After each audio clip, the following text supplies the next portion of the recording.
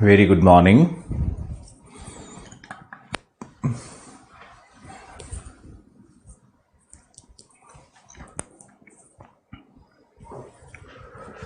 I hope you are doing well. Sinistral fault और dextral fault क्या है? When the displacement is towards left. Gaurav good morning. Pushpendra, अगर चट्टान का विस्थापन बाईं ओर हो तो उसको sinistral. Good morning Surjit.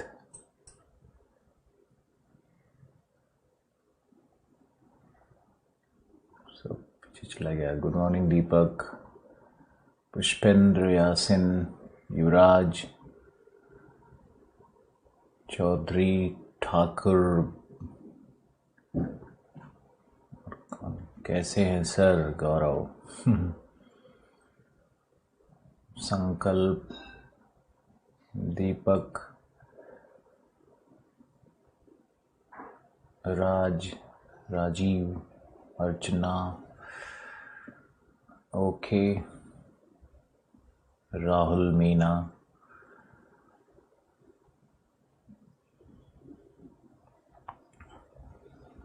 Deepak, Mohit, Anoop. Thank you. चलो, thank you all of you.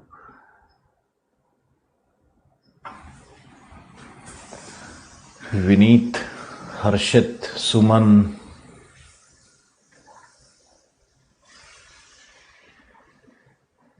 Pushpendra लिख रहा है सर कमाल लग रहे हैं. वाओ. तुम लोग तारीफ किया करो यार, और हर किसी का तारीफ किया करो, सिर्फ मेरा ही नहीं, सबका. दुनिया में अगर हर व्यक्ति हर चीज़ का तारीफ करना शुरू कर दे, दुनिया कैसी होगी सोच के देखो.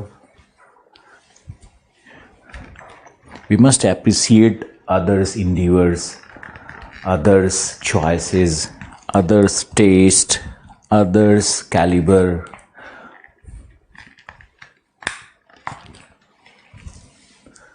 रिलेशनशिप का की यही है कि how much you appreciate other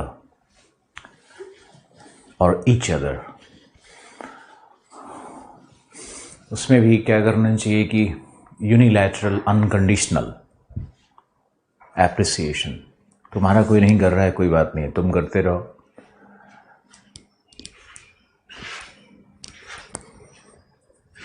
वेद प्रकाश, निरंजन,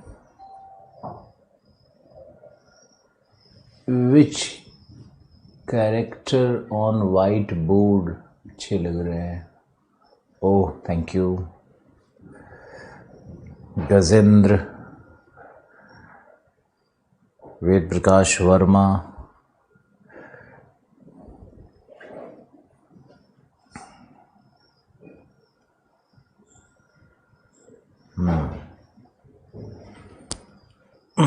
हमारा सामने का टीवी स्क्रीन खराब हो गया है. बहुत क्लियर नहीं दिखता है, कंप्यूटर में देखना पड़ता है. अब टीवी स्क्रीन बदलवाने में भी डर है, लोग आएंगे, क्या पता कोरोना लेके आ जाए.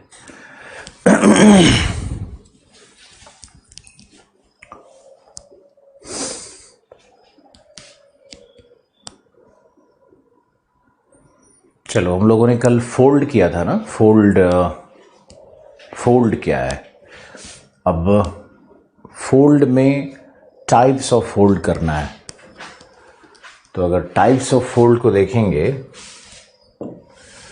तो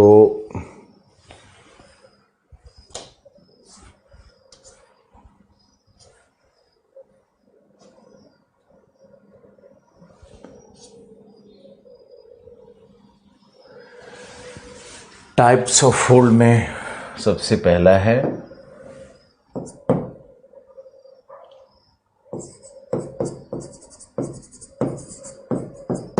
सिमेट्रिकल, यानी सममित. थोड़ा स्पेलिंग का आप लोग देख लिया करो. सममित, मतलब हिंदी वाले स्पेलिंग का, अंग्रेजी वाले नहीं। सममित, सिमेट्रिकल फोल्ड क्या है, इसको लिखिए। लिखिए, जब वलन के दोनों अंग, both limbs of the fold, जब वलन के दोनों अंग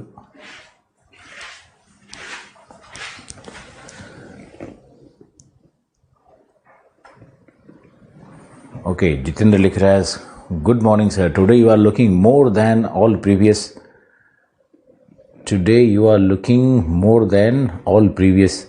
ओ, मतलब ये बोल रहा है ज़्यादा अच्छे लिख रहे हैं, thank you. Gajendra good morning, Sandeep Kumar Singh good morning.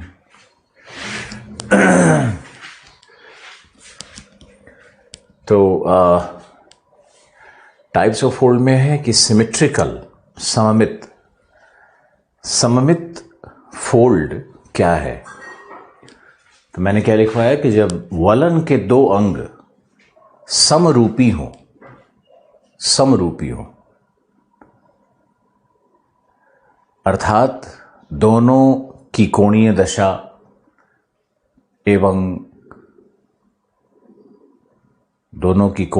एवं क्षैतिज तल से स्थिति, क्षैतिज तल से स्थिति लगभग एक समान हो,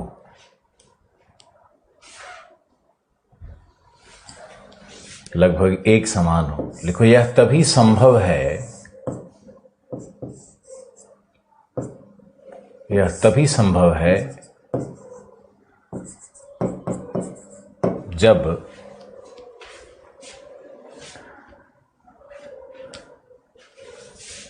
संपीडनात्मक शक्तियां I एवं J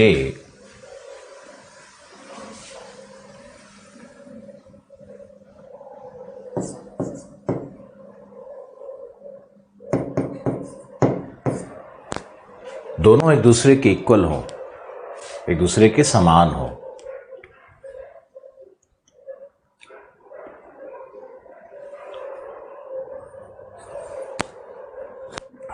दोनों एक दूसरे के समान हो, दोनों तरफ से फोर्स इक्वल लगेगा तो सममित फोल्ड होगा। इसका एग्जाम्पल है जूरा माउंटेन्स। जूरा माउंटेन्स, जूरा माउंटेन्स कहाँ है? फ्रांस में। विनीत लिख रहा है वैक्सीन, वैक्सीन अभी कहाँ है? दूसरा लिखो, सिमेट्रिकल के बाद एसिमेट्रिकल, यानी असममित। ये देख लो, ये माँ के ऊपर क्या होगा, राइट से होगा लेफ्ट से होगा। एसिमेट्रिकल लिखो, यदि शक्तियां किसी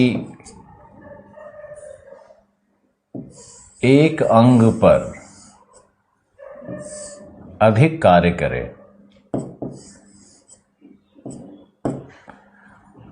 तब ए एवं B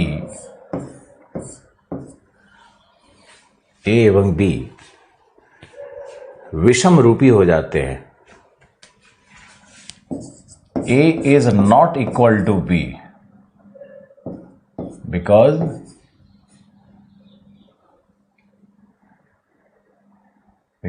J is greater than I.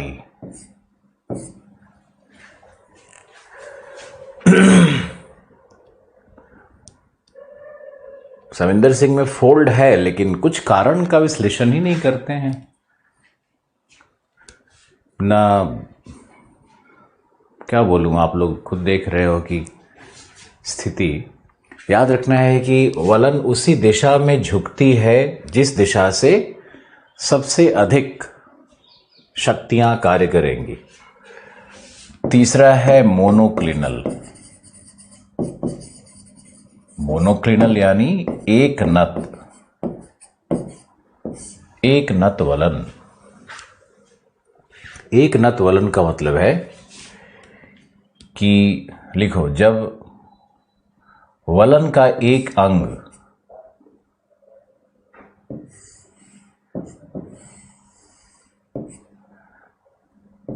लगभग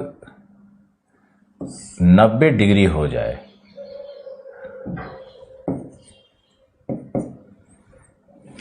लगभग 90 डिग्री हो जाए, क्षैतिज तल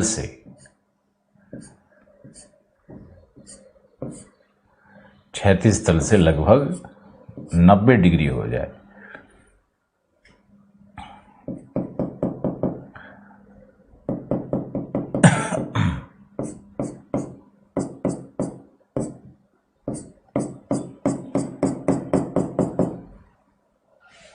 इस तरह से कुछ हो जाए कि ये जो थीटा एंगल है, theta is equal to 90 degree. ऐसा क्यों होगा? बिकॉज जो शक्तियां हैं, जिसको हमने J लिखा है और I लिखा है, तो शक्तियां, because J is far far exceeding I,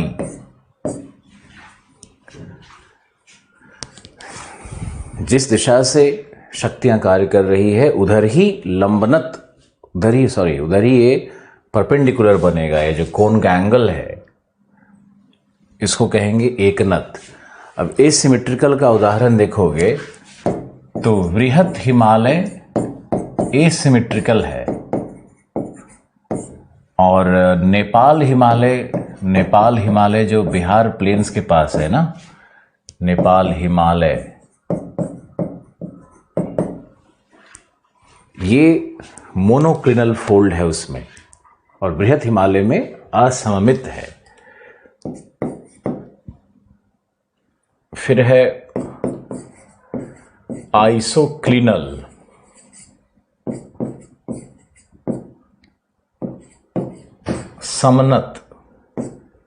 समनत वलन है ये आइसोक्लिनल। लिखो, जब संपीड़नात्मक बल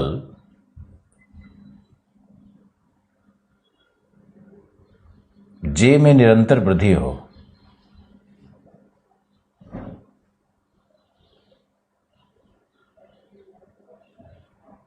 तब वलन समतल से कुछ इस प्रकार झुक जाते हैं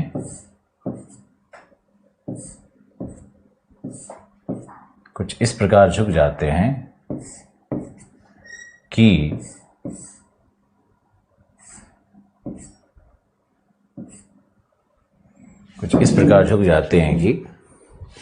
लिम्ब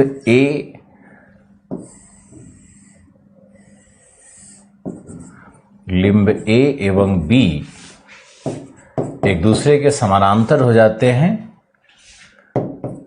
परंतु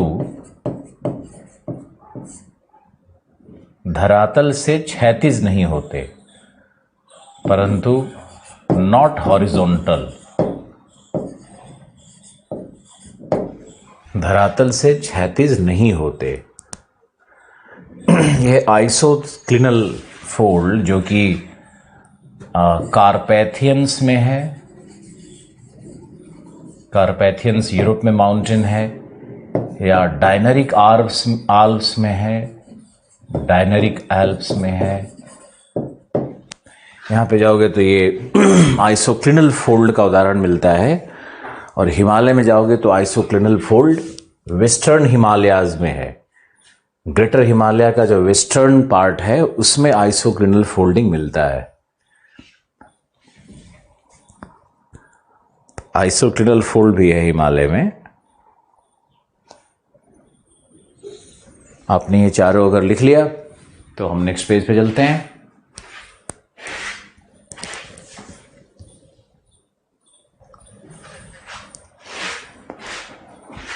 ओके, अब आप देखो, एक्सप्लेन इसको दोबारा करेंगे, चिंता नहीं करना। मेरे क्लास में कॉन्सेप्ट समझने में या मेंस में क्या आएगा और क्या पढ़ना है, इस दो चीज़ का चिंता नहीं करना चाहिए। अब जुड़ गए हो हमसे, लिखो।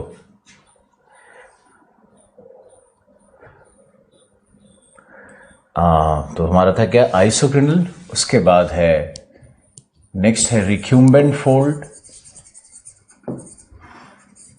रिक्यूम्बेंट यानी होता है श्यान वलन। श्यान वलन एक एक्सपेरिमेंट करके देखते हैं कि तुम लोगों को सूट करता है कि नहीं।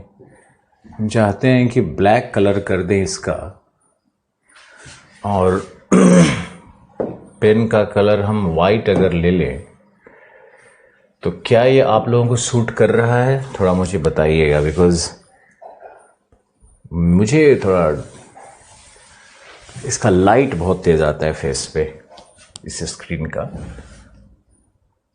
तो अब देखो ये क्या है,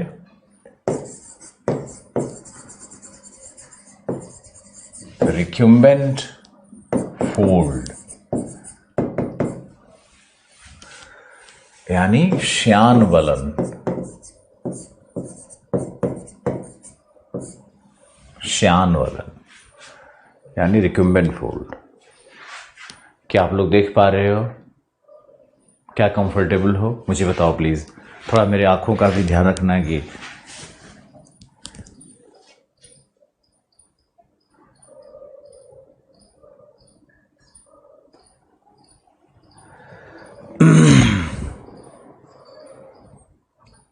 सौम्या तिवारी जी, आप लोग लेट आ रहे हो बहुत, कोई बात नहीं है। रिक्यूम्बेंट फोल्ड यानी श्यान वलन है। इसमें भी लिखो जब संपीड़नात्मक बल वलन के अंग पर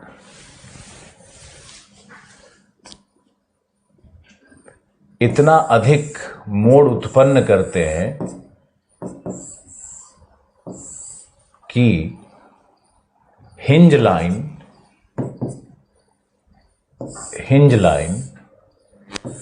सतह के लगभग समानांतर हो जाता है। इस प्रकार के वलन को श्यान वलन कहते हैं, जिसमें लिंब ए एवं बी एक दूसरे के समानांतर भी होते हैं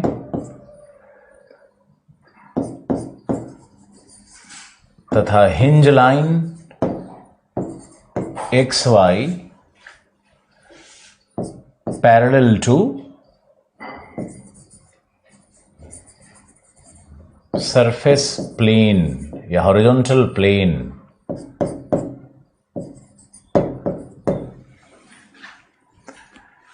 सरफेस प्लेन या हॉरिजॉन्टल प्लेन के समानांतर होता है। ओके,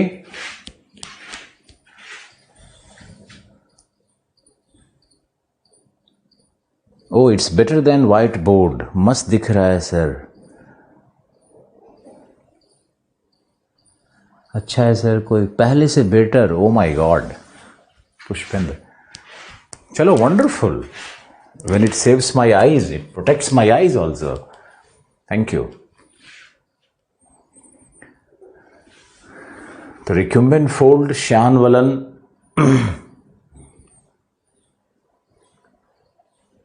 क्या है, इसको भी समझना है। और इसका श्यान वलन का बहुत अच्छा उदाहरण है।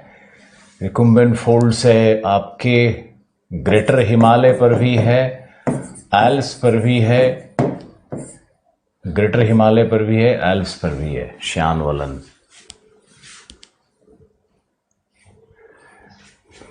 नेक्स्ट है हमारा ये था 4 आइसोक्लिनल। उसके इसके बाद था हमारा ये रिक्यूम्बेंट। अब नेक्स्ट है नैप्स। नैप्स में लिखो, इसका हिंदी है ग्रीवाखंड।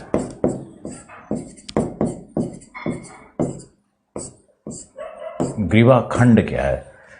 लिखो, संपीड़नात्मक शक्तियों के अतिशय होने पर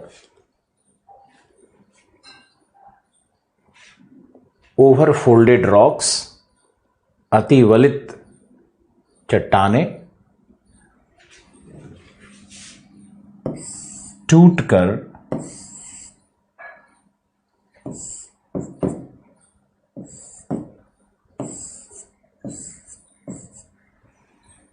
टूटकर अपने मूल स्रोत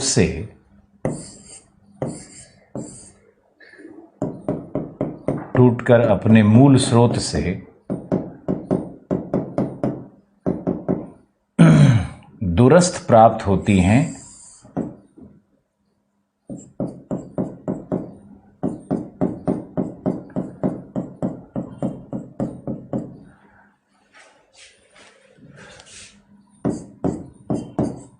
जहां अंडरलाइंग रॉक्स, जहां इनके नीचे दबे हुए चट्टान, इनके अधस्थ चट्टान, नीचे दबे हुए से अच्छा है ना, अधस्थ चट्टान, अधस्थ शैल संरचना में ग्रीवाखंडों से पृथक होते हैं। ग्रीवाखंडों से पृथक होते हैं।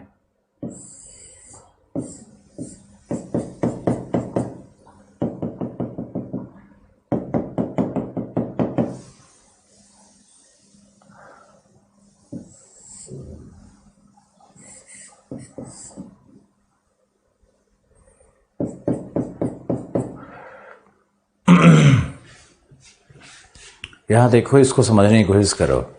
नैप्स क्या है? लिखो, जैसे उदाहरण ले लेते हैं, जैसे लघु हिमालय पर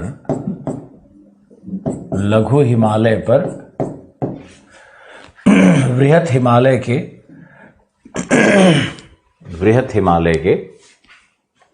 ग्रीवाखंड प्राप्त होते हैं,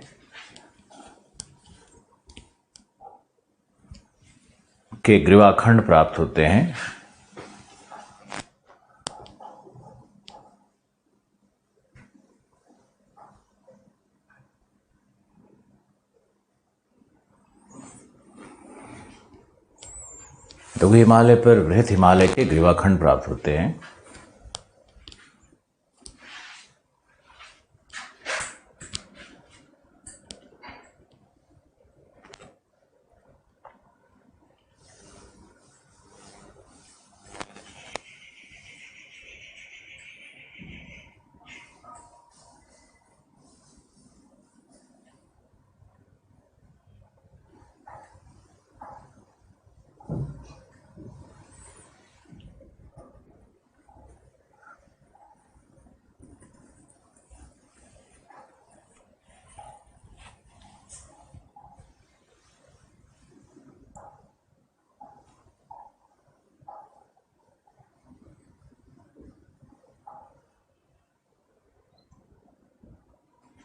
यहाँ देखो, ये यहाँ से चट्टानें टूट करके दूसरे स्रोत पर, दूसरे जगह पे गिरी हुई है।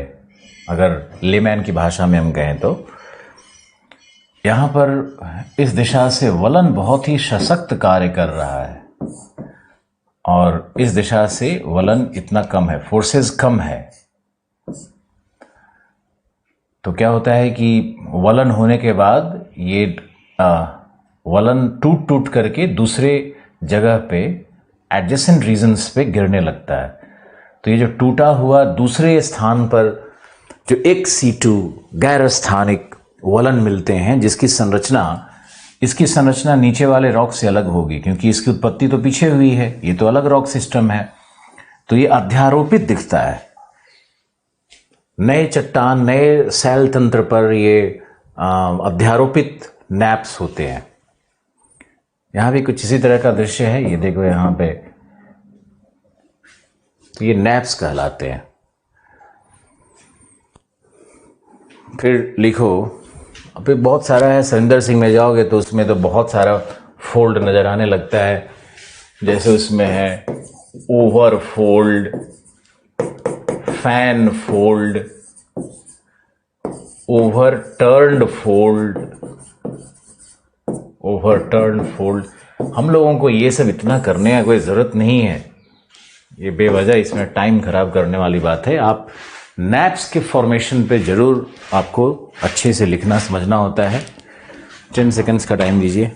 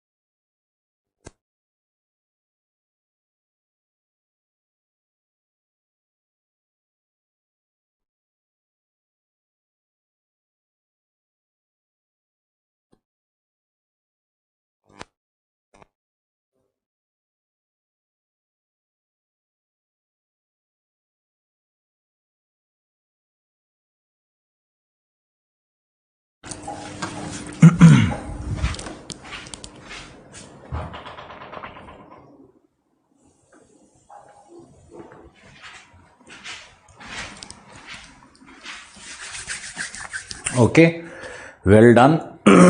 अब नेक्स्ट क्या करना है कि समझना है। देखो, मान लो, बिल्कुल प्रारंभ से देखते हैं। मान लो कि ये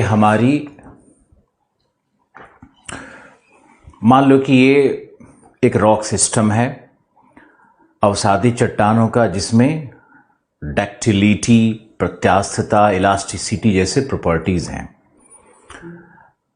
मान लो ये है सैंडस्टोन रॉक, या मान लेते हैं इन रॉक्स में फेरोमैग्नीशिया की मात्रा भी समुचित है। इस तरह के रॉक्स होते हैं।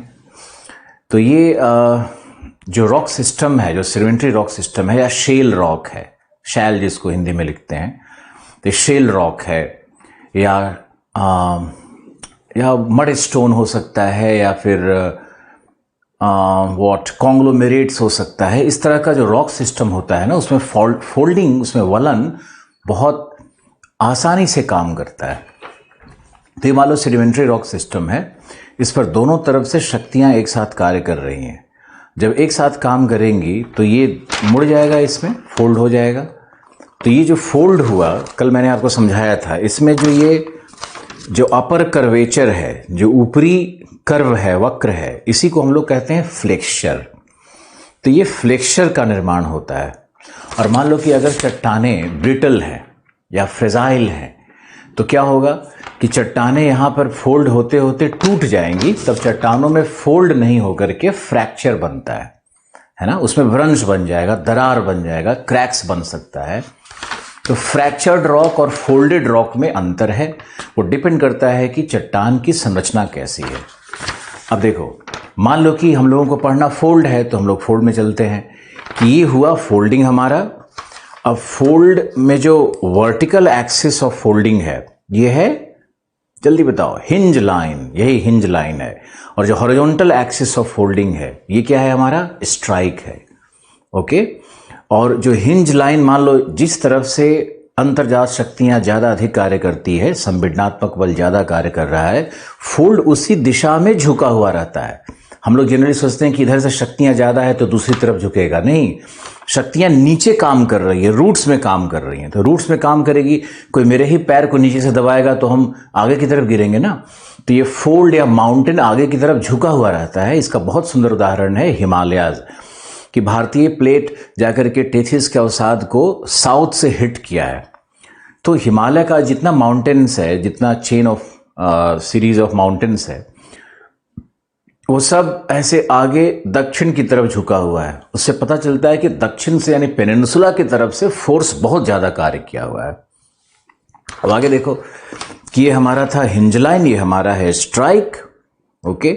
और अब देखते हैं कि डिप क्या है। तो स्ट्राइक के ऊपर में अगर हम एक परपेंडिकुलर लेंगे तो ये हमारा डिप होता है। Dip is always 90 degree to strike, इसको याद रखना है। अब ये हो गया हमारा डिप, और मान लो कि इधर से ज्यादा फोर्स काम किया है तो हिंज लाइन ऐसे झुका हुआ रहेगा, फोल्ड ऐसे झुका हुआ है ना। तो ये हमारा क्या है, डिप, और ये हमारा क्या है, हिंज लाइन। तो डिप और हिंज लाइन के बीच में जो एंगल बन रहा है ये है एंगल ऑफ इंक्लिनेशन, झुकाव कोण यही है। और जो हिंज लाइन और स्ट्राइक के बीच में, हॉरिजॉन्टल के बीच में जो यहां कोण बन रहा है ये कहलाता है डिप एंगल, ओके। अब डिप एंगल मान लो छोटा होते जा रहा है, ज्यादा झुकाव है, तो डिप एंगल क्या होता चला जाएगा, छोटा होता चला जाएगा, न्यून होते चला जाएगा। तो जितना न्यून होगा या छोटा होगा डिप एंगल, उसका मतलब है कि अंतर्जात शक्तियां ज्यादा तीव्र कार्य कर रही हैं और वलन अधिक है, अतिशय वलन हो रहा है, ओके। अब इसमें आपको एक छोटी सी चीज और ऐड करनी है कि वलन कई प्रकार के हो सकते हैं, छोटी तो नहीं है, इस पर फुल टॉपिक भी हो सकता है। अब मान लेते हैं कि दोनों तरफ से शक्तियां बराबर कार्य कर रही है। तो ये जो हमारा दो लाइन्स है, ये हमारा लिम्ब है ना, ये देखो हमारे दोनों हाथ में एक एक लिम्ब है वलन का। तो दोनों तरफ से शक्तियां बराबर कार्य करेंगी तो क्या हो जाएगा, ये समरूपी दोनों हो जाएगा। दोनों लिम्ब ए और बी दोनों समरूपी है, सदृश है, एक समान है। इनकी कोणीय दशा, इनका जो हॉरिजॉन्टल प्लेन से इनकी जो स्थिति है, इनका जो झुकाव एंगल है, वो सब बराबर हो जाएगा, है ना। तो डिप भी दोनों तरफ बराबर आएगा, डिप एंगल भी बराबर आने लगेगा, ओके। तो इसलिए हम लोग कहते हैं कि समरूपी है। समरूपी मतलब दोनों एक जैसा दिखता है ऐसा नहीं, उसमें बहुत सारा क्राइटेरिया है जो मैंने आपको अभी बताया। अब देखो ये डिप एंगल, सॉरी, अब ये दोनों लिम्ब चूंकि इक्वल है तो हम इसको कहेंगे समरूपी यानी सममित वलन, ये सिमेट्रिकल फोल्ड कहते हैं इसको। तो ये हो गया सिमेट्रिकल फोल्ड। अब एज्यूम करते हैं कि हमारे राइट हैंड साइड से फोर्सेज आर एक्सीडिंग, ग्रेजुअली यहाँ पे फोर्स बढ़ गया हमारे राइट से। तो जब ये बढ़ने लगेगा तो यही फोल्ड ऐसे थोड़ा झुक जाता है और इसका जो लिम्ब बी है, जो हमारे राइट की तरफ बी मान लेते हैं, तो लिम्ब बी डिस्टॉर्टेड हो जाता है, विषम रूपी हो जाता है। अब दोनों का डिप एंगल और एंगल ऑफ इंक्लिनेशन वो एक नहीं रह गया, दोनों अलग अलग हो गया है। तो ये समरूपी नहीं है। अब आगे देखना है कि अगर ये समरूपी नहीं है तो क्या है, तो ये है विषम रूपी, और इसको कहेंगे असममित वलन यानी एसिमेट्रिकल फोल्ड। अंतर क्यों उत्पन्न हुआ सिमेट्रिकल एसिमेट्रिकल में? क्योंकि एसिमेट्रिकल में forces are exceeding from either of the side. एक साइड तो कम से कम फोर्स एक्सीड कर ही रहा है ना, okay, one of the side से फोर्सेज एक्सीड कर रहा है। तो अब देखो मान लो इसी को आगे देखते हैं, तो सममित से ही असममित बनता है, सिमेट्रिकल ही जाकर के एसिमेट्रिकल बन सकता है। सिमेट्रिकल फोल्डिंग बहुत ही अनकॉमन है, बहुत ही दुर्लभ है, नहीं मिलता है कहीं भी। असममित वलन तो बहुत सारे मिलते हैं और इसके हजारों उदाहरण मिल जाएंगे आपको। आगे चलते हैं, इसमें फोर्सेस हमारे राइट से फिर और बढ़ गया तो क्या होगा कि ये ऐसा हो सकता है कि ये जो भाग है ना, ये जो एसिमेट्रिकल जो हो गया था उसमें ये हमारा एक लिम्ब ऐसा हो सकता है कि एक लिम्ब 90 डिग्री पे हो जाए और दूसरा ऐसे फ्लैट रह जाए। देखो इसमें हमारा बी जो लिम्ब है राइट हैंड के साइड में, इसका 90 डिग्री एंगल हो गया। इस तरह से भी फोर्सेस काम कर सकता है। तो अगर ऐसे काम करेगा तो इसको हम लोग कहेंगे मोनोक्लिनल, यानी जिधर फोर्सेज एक्सीड कर रहा है, बढ़ रहा है, वहां पर जो एंगुलैरिटी है कोण का, क्षैतिज से जो उसका लिया गया है वो 90 डिग्री हो गया, थीटा कोण उसका 90 डिग्री हो गया है। ये मैंने आपको बोर्ड पर दिखाया भी था और एक बार और दिखा देते हैं। देखो ये सिमेट्रिकल था, ए और बी क्या है, दोनों इक्वल है, जहां पे फोर्सेस आई और जे दोनों ही बराबर कार्य कर रही हैं। जुरा माउंटेन इसका उदाहरण है। एसिमेट्रिकल फोल्ड में आप देखोगे तो J is more than, J is greater than I, J वाले डायरेक्शन से ज्यादा फोर्स काम कर रहा है। तो ये और ये दोनों देखो, हिंज लाइन झुक गया, अब ये दोनों का डीप एंगल अलग हो गया, इंक्लिनेशन सब अलग हो गया, तो ये दोनों का स्ट्रक्चरल जो होमोजिनिटी था, समरूपता था, वो भी खत्म हो गया। तो ये हमारा एसिमेट्रिकल। यहाँ पे आके देखोगे मोनोक्लिनल है, तो यहाँ से फोर्सेस ज़्यादा है, J is far far greater than I, देखो इस इक्वेशन में। और ये थीटा एंगल जो हॉरिजॉन्टल से इस एंगल को लिया गया है ना, ये जो अंग है, ये जैसे मान लिया कि ये अंग है, तो अंग बिल्कुल हॉरिजॉन्टल से समतल से 90 डिग्री का हो गया है। इसको हम लोग कहेंगे मोनोक्लिनल। नेपाल हिमालय इसका उदाहरण है। फिर है आइसोक्लिनल। अब क्या होता है कि ये 90 डिग्री पे ऐसे मान लो है, फोर्स और एक्सीड किया तो ये और अंदर ऐसे चला गया, देखो अंदर चला गया। अब क्या है, A and B are parallel, लेकिन A and B are not horizontal. ये समतल पे गिरा हुआ नहीं है, समतल से हॉरिजॉन्टल से पैरेलल नहीं है, लेकिन A और B दोनों हॉरिजॉन्टल हो गया, दोनों ऐसे हो गया, दोनों हॉरिजॉन्टल हो गया ना। इसको कहेंगे हम लोग आइसोक्लिनल। आइसोक्लिनल यहां पर A और B ये दोनों समानांतर है, लेकिन गिरा हुआ नहीं है, यानी समतल से समानांतर नहीं है, दोनों लिंब आपस में समानांतर है। कार्पेथियन माउंटेन्स, डायनेरिक आल्प्स इसका बहुत उदाहरण है। और इसके बाद हमारा था रिक्यूम्बेंट फोल्ड, यानी श्यान वलन। इसमें देखो क्या हो गया कि फोर्सेज एक्सीड कर रहा है, तो ये जो मोनोक्लिनल से ये हो गया था हमारा व्हाट आइसोक्लिनल, और आइसोक्लिनल से ये हो जाएगा, अब ये गिर जाएगा। तो A and B are horizontal, ये A और B तो पैरेलल है ही, और जो हिंज लाइन है XY वह भी पैरेलल हो गया है सरफेस से या हॉरिजॉन्टल प्लेन से। यानी देखो कैसे चल रहा है ये, कैसे ओरिजिन हो रहा है। सबसे पहले इक्वल फोर्स है तो सिमेट्रिकल, फिर क्या सममित, फिर क्या है एक तरफ से डिस्टॉर्शन हो गया तो हो गया असममित दूसरी तरफ से, और तीसरा हो जाएगा मोनोक्लिनल। जब ये लंबवत हो जाएगा मोनोक्लिनल और फोर्स बढ़ा तो क्या हो जाएगा, ये देखो आइसोक्लिनल है ना। आइसोक्लिनल का हिंदी क्या था, समनत हो गया, दोनों हॉरिजॉन्टल है लेकिन दोनों पैरेलल है लेकिन हॉरिजॉन्टल नहीं है। अब एक्सीड किया तो ये ऐसे पैरेलल हो गया, नीचे गिर गया, तब क्या कहलाएगा, तब कहलाएगा रिक्यूम्बेंट श्यान वलन। और अगर और फोर्स एक्सीड करेगा तो यही और कट करके, यही वलन कट करके टूट करके किसी दूसरे जगह पे, जैसे ग्रेटर हिमालय से टूट करके लेसर हिमालय के घाटी में या लेसर हिमालय के उत्तरी स्लोप पर ये जाकर के गिरा हुआ मिलेगा। यानी अपने ओरिजिनल प्लेस से टूट करके दूसरे स्थान पे गिरा हुआ मिलता है। तो वहाँ इसकी जो चट्टानीय संरचना होगी वो अधस्थ चट्टानों की तुलना में अलग होती है, पृथक होती है।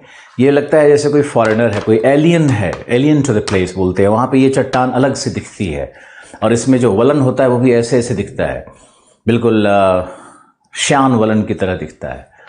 चलोगे कभी हिमालय में तो हम तुमको दिखाएंगे कि लेसर हिमालय में चट्टान सब ऐसे घास उखाड़ दोगे तो ऐसे ऐसे, मसूरी ट्रेनिंग के लिए जाओगे तो मसूरी में ही श्यान वलन पड़ा हुआ है, वहीं पे ग्रीवा खंड सब पड़ा हुआ है। वो जो बना हुआ है, वो जो बना ही हुआ है, लवासना कहते हो ना उसको, लाल बहादुर शास्त्री एकेडमी जो भी है, तो वो खुद ही ग्रीवा खंड है। वो अपने आप में एक हिल है, डोमल हिल है, और चारों तरफ उसके ग्रीवा खंड उसके स्लोप्स पे पड़ा हुआ है। तो वो ट्रेनिंग में जाने का सौभाग्य मिलेगा तो देखना, मुझे याद करना उस क्षण। नेक्स्ट क्या है, नेक्स्ट है नैप्स हो गया। बाकी तो मेरा कोई इंटरेस्ट नहीं है ओवर फोल्ड और फैन फोल्ड और ये सब करवाने में।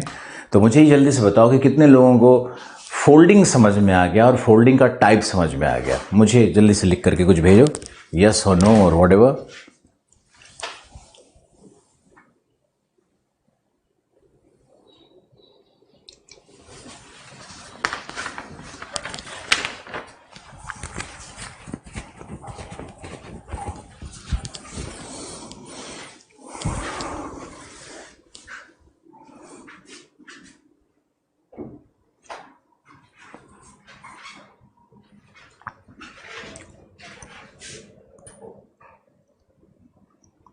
ओके गजेंद्र, थैंक यू, समझ में आ गया। बोर्ड से आपने ड्रॉ कर लिया होगा, मुझे पूरा विश्वास है। अब अब एक चैप्टर, फ्रेश चैप्टर में चलते हैं। तो चैप्टर बहुत ही इंटरेस्टिंग है, द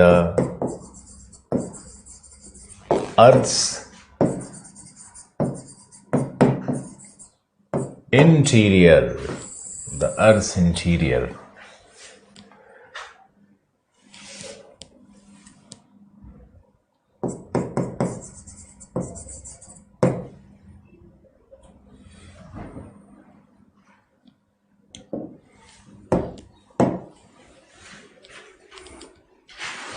लिखो, पृथ्वी की आंतरिक संरचना। इंडोजेनेटिक फोर्सेस हो गया, एक्सोजेनेटिक हो गया।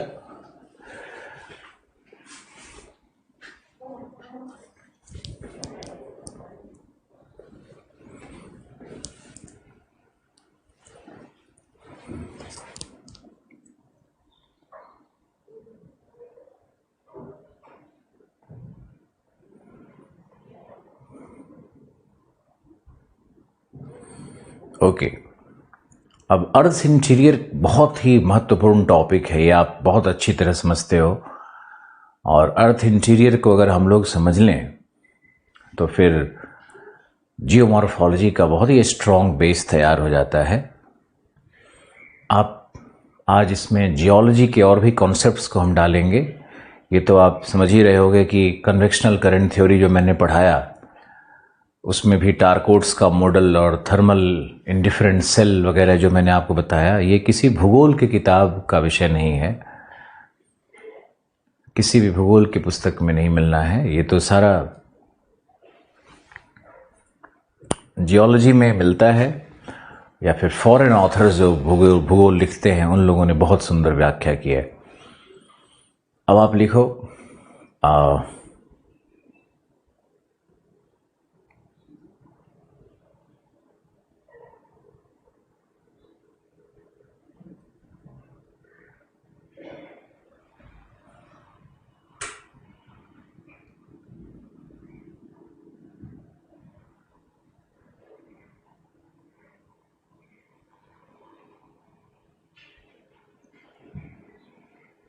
देखो, पृथ्वी की आंतरिक संरचना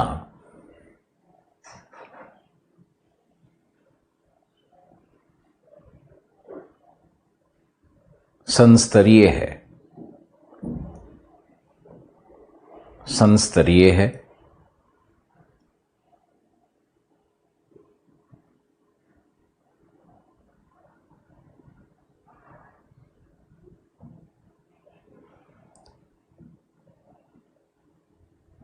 तथा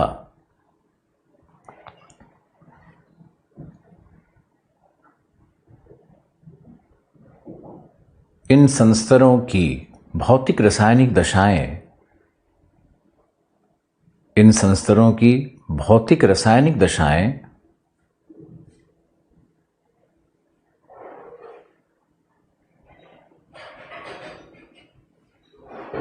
पृथक होती हैं।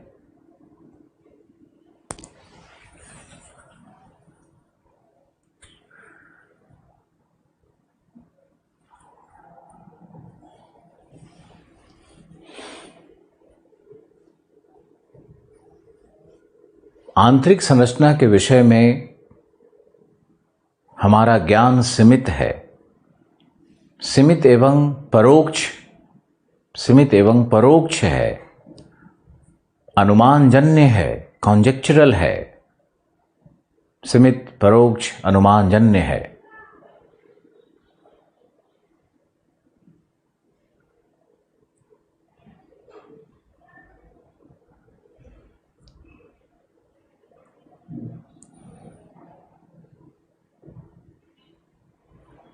परंतु आंतरिक संरचना के ज्ञान के आधार पर ही भूपर्पटीय परिवर्तनों को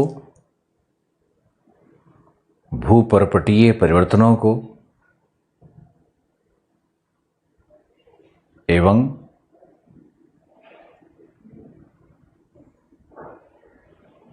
स्थलाकृतियों के उद्भव एवं विकास को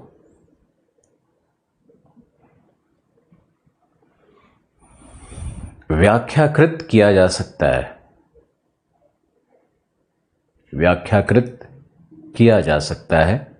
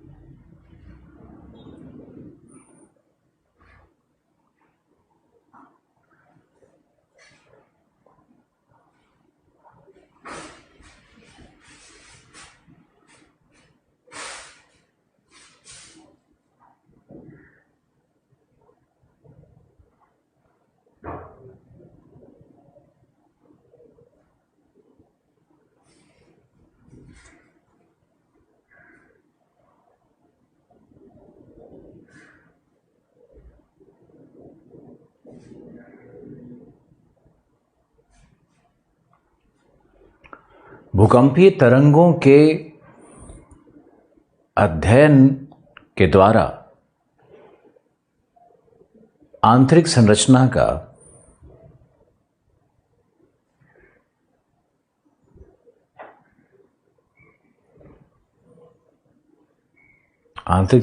का एवं अंतस्थ के चट्टानों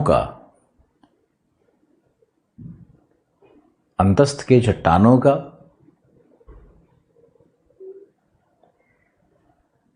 भौतिक रासायनिक परिवर्तनों का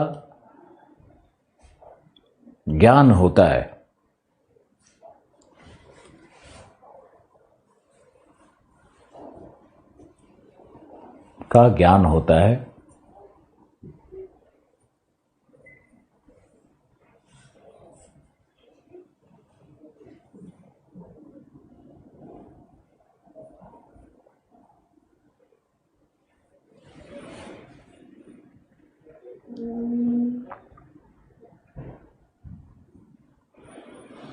नेक्स्ट लिखो,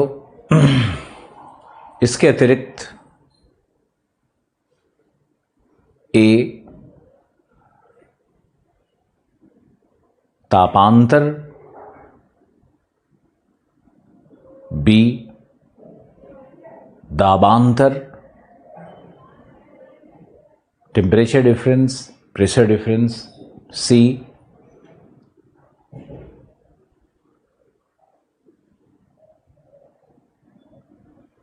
चट्टानों के मेल्टिंग पॉइंट, द्रवनांक, गलनांक जो भी होता है, चट्टानों के मेल्टिंग पॉइंट्स,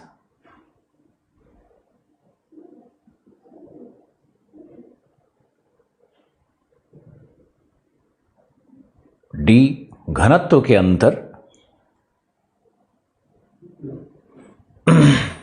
के आधार पर भी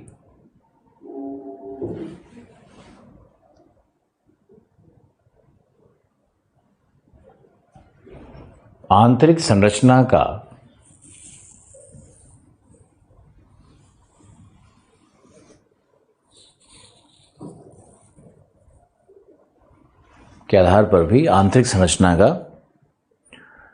विशिष्ट ज्ञान उपलब्ध है।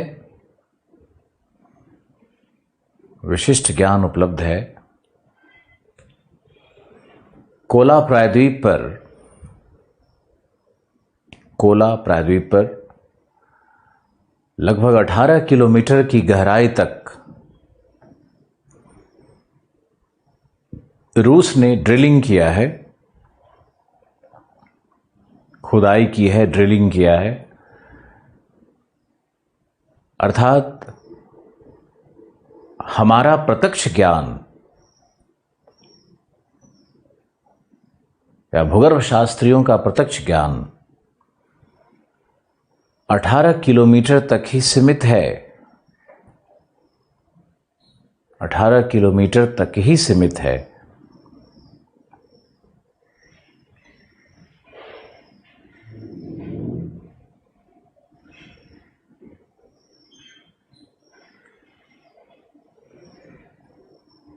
नेक्स्ट पैराग्राफ देखो, पृथ्वी प्रारंभिक अवस्था में, नोट्स को ल्यूसिड रखना चाहिए, ये पढ़ने में भी आनंद आए बाद में। पृथ्वी प्रारंभिक अवस्था में 4.5 बिलियन वर्ष पूर्व एक अग्निपिंड थी।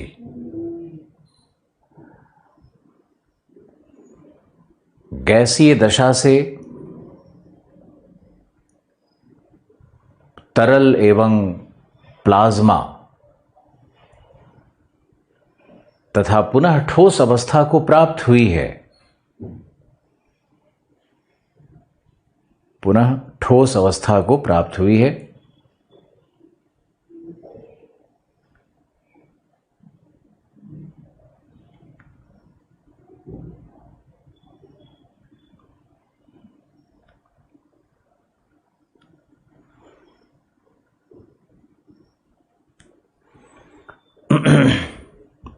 जिससे 3 संस्तरों का निर्माण हुआ है। प्रथम वर्गीकरण एडवर्ड स्वेस ने 3 संस्तरों का निर्माण हुआ है। प्रथम वर्गीकरण एडवर्ड स्वेस।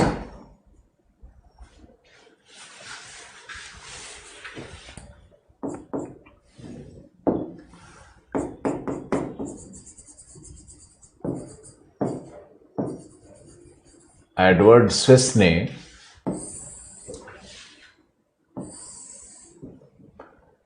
क्रमशः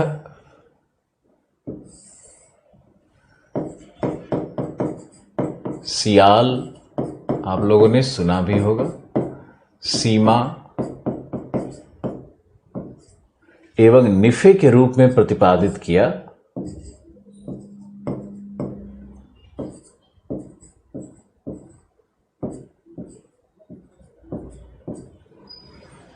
ये हमने गहराई दिखा दी। ये था 1%, ये है 83% और निफे है 16%। सियाल का मतलब है सिलिका प्लस एल्युमिनियम। सीमा का मतलब है सिलिका प्लस मैग्नीशियम और निफे का मतलब है निकेल प्लस, मुझे पता है पीछे पीछे सब लोग बोल भी रहा होगा, निकेल प्लस फेरस। तो ये सबसे पहला वर्गीकरण है एडवर्ड स्वेस का। इसको ड्रॉ करो। बहुत ही सरल है लेकिन आज एडवर्ड स्वेस को हम लोग नहीं मानते। फिर भी इनके रिस्पेक्ट में, इनके सम्मान में जब भी भूगोल और आंतरिक संरचना शुरू होगा,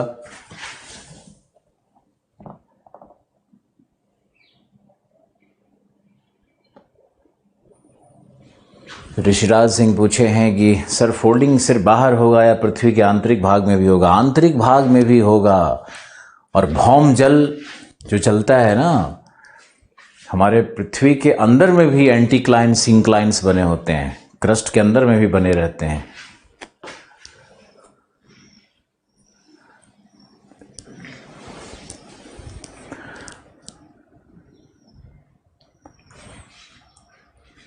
ओके, तो आपने लिखा है इसको, एडवर्ड स्विस वाली बात को।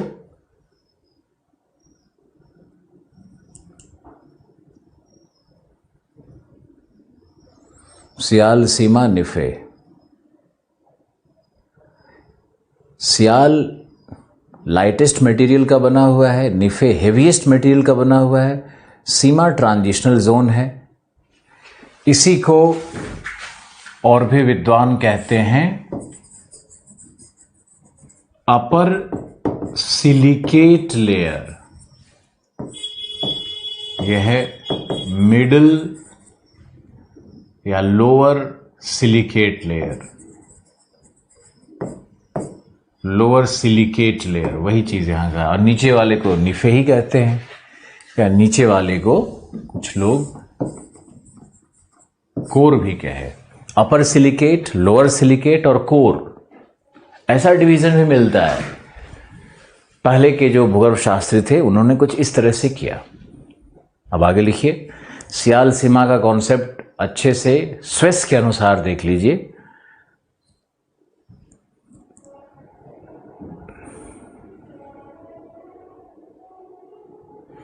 आजकल शादियों का बहुत बड़ा सीजन चल रहा है, लेकिन कोई नहीं बुला रहा है। कुछ लोगों ने बुलाया है, बट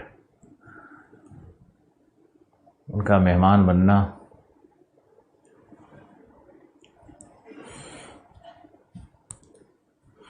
और एक तो शादी में जाओ कहीं तो इतना वैरायटी ऑफ फूड है कि इंसान टेम्पटेशन ही नहीं रोक पाता है।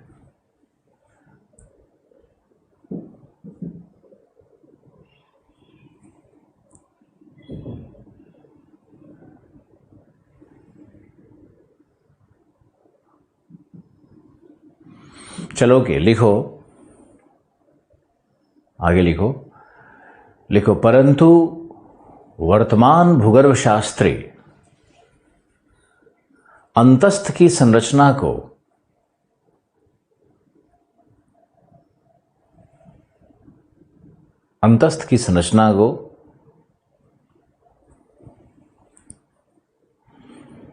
भूभौतिक एवं रासायनिक प्रतिक्रियाओं का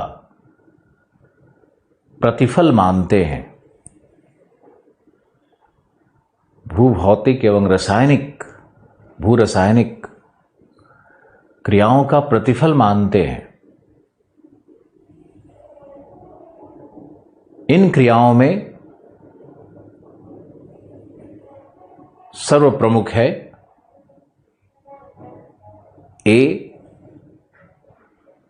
process of magmatic differentiation. Process of magmatic differentiation, magma के पृथक्कीकरण की प्रक्रिया। मैग्मा के पृथक्कीकरण की प्रक्रिया, process of magmatic differentiation.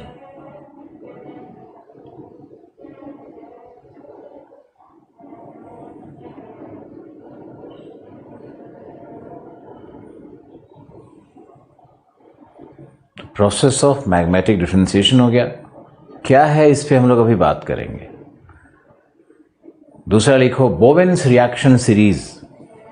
Bowen, BOVEN, Bowen की प्रतिक्रिया श्रृंखला। बोवेन की प्रतिक्रिया श्रृंखला। और तीसरा बोवेन की प्रतिक्रिया श्रृंखला है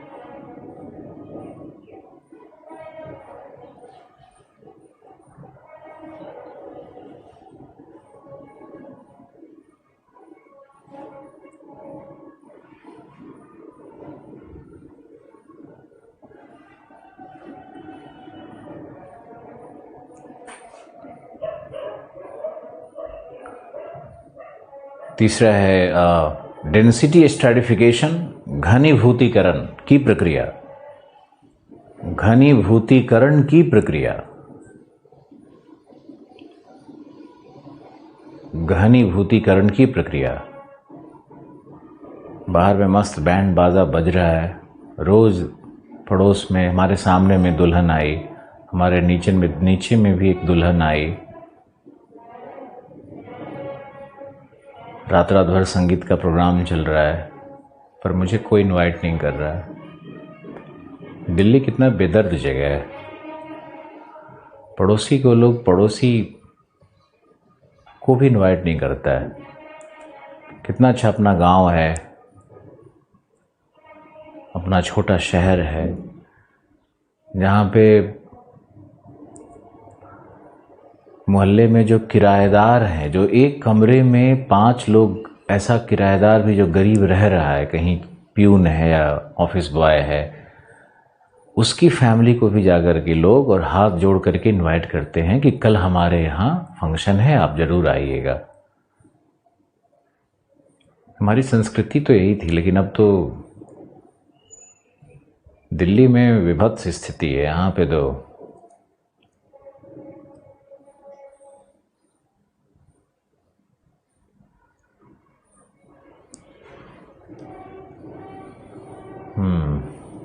पॉल्यूशन अलग से है, लेकिन एक शांति ये है यहाँ पर कि लोग किसी के जीवन में इंटरफेयर नहीं करते हैं। अब गैंजरिक ब्रेन से जाओगे और अच्छा कपड़ा और टाई पहन लिए तो 10 कमेंट बाज मिल जाएंगे, का बे छाए हुए हो। तो हर जगह का अपना एक प्रॉब्लम है, एक मुद्दे हैं अपने अपने जगहों के। तो आप अब लिखिए, ये थी हमारे मन की बात। बैंड पार्टी की आवाज़ तो तुम लोग तक भी आ ही रही होगी, डिस्टर्बेंस तो तुम्हारा भी हो रहा होगा।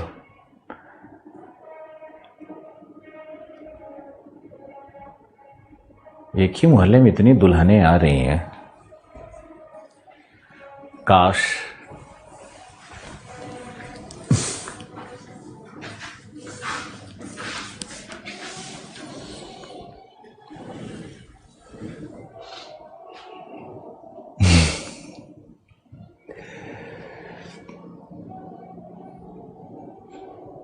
अभी तो मैं जितेंद्र मिल नहीं रहा हूँ किसी से, लेकिन मिल सकते हो, ऐसा कुछ नहीं है। अगर तुम दिल्ली में हो तो मिल सकते हो।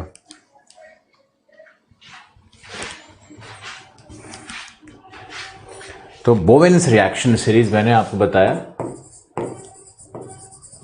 बोवेन्स रिएक्शन सीरीज।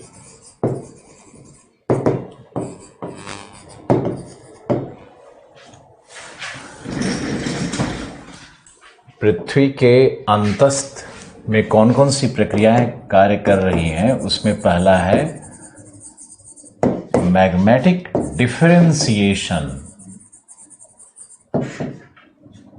क्या हो गया?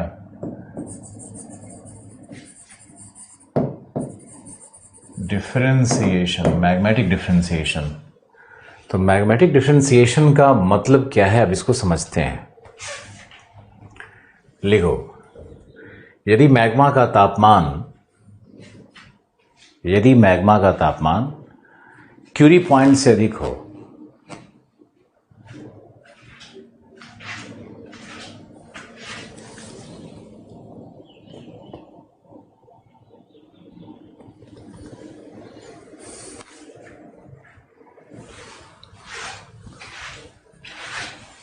मैग्मेटिक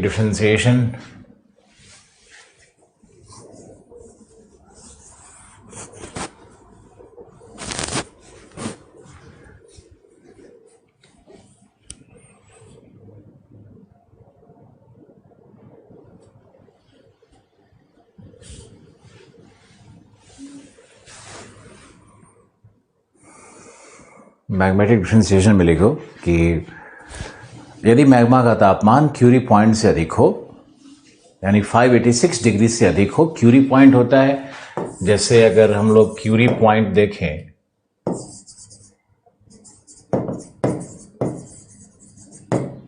क्यूरी पॉइंट अगर हम लोग देखेंगे तो बैसाल्ट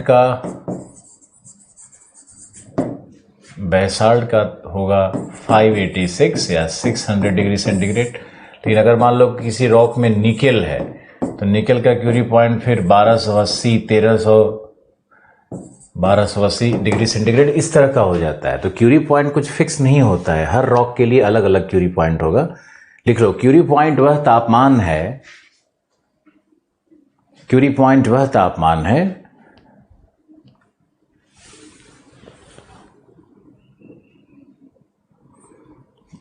वह तापमान है जिस पर मैग्नेटाइट खनिज अपने चुंबकत्व के गुण का त्याग कर देती हैं। चुंबकत्व के गुण का त्याग कर देती हैं।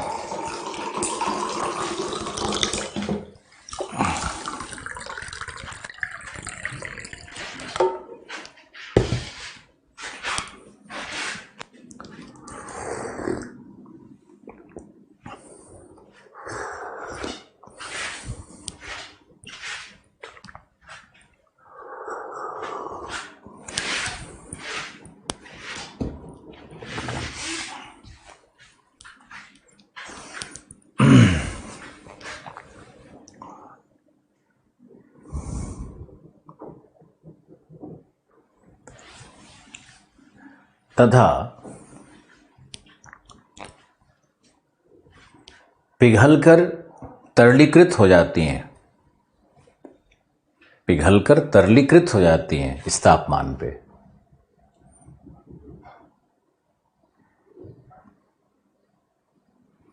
लिखो, चट्टानों के उच्च ताप पर तरलीकृत होने की दशा में, तरलीकृत होने की दशा में जो हेवियर एलिमेंट्स हैं, जो भारी तत्व हैं, जैसे निकेल, फेरस, निकेल, फेरस इत्यादि, उनका अवतलन होता है, गुरुत्वीय अवतलन होता है, वो नीचे की तरफ बैठ जाते हैं।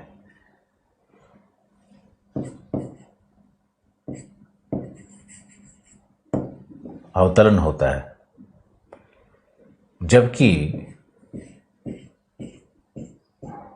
हल्के तत्व बाहर की ओर अथवा ऊपर की ओर उत्प्लावित होने लगते हैं।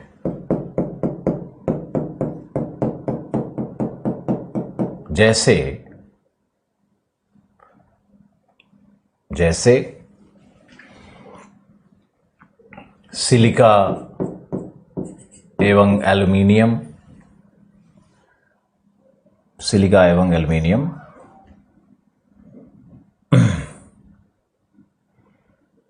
इस प्रकार पृथ्वी का कोर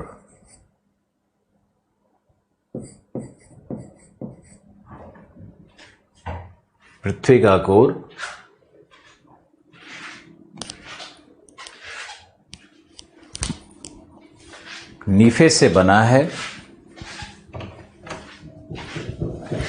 जबकि ऊपरी संस्तर सियाल से बना है।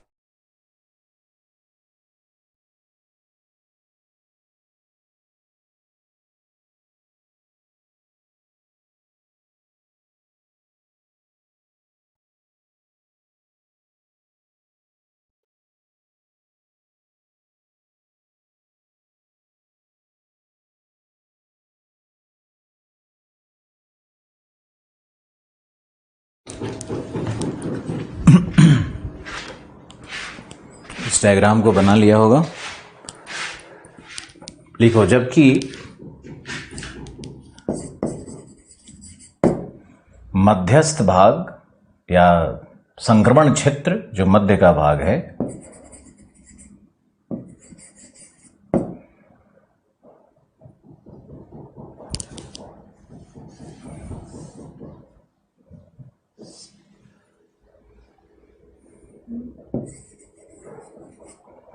जबकि मध्यस्थ भाग मेंटल, यानी इसको हिंदी में प्रवर कहते हैं, कोर यानी अंतरतम,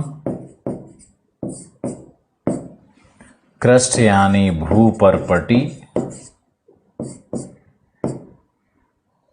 भूपरपटी,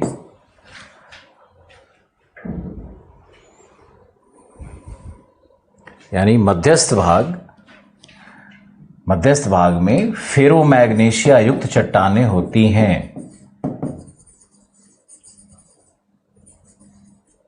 फेरोमैग्नीशिया युक्त चट्टानें होती हैं।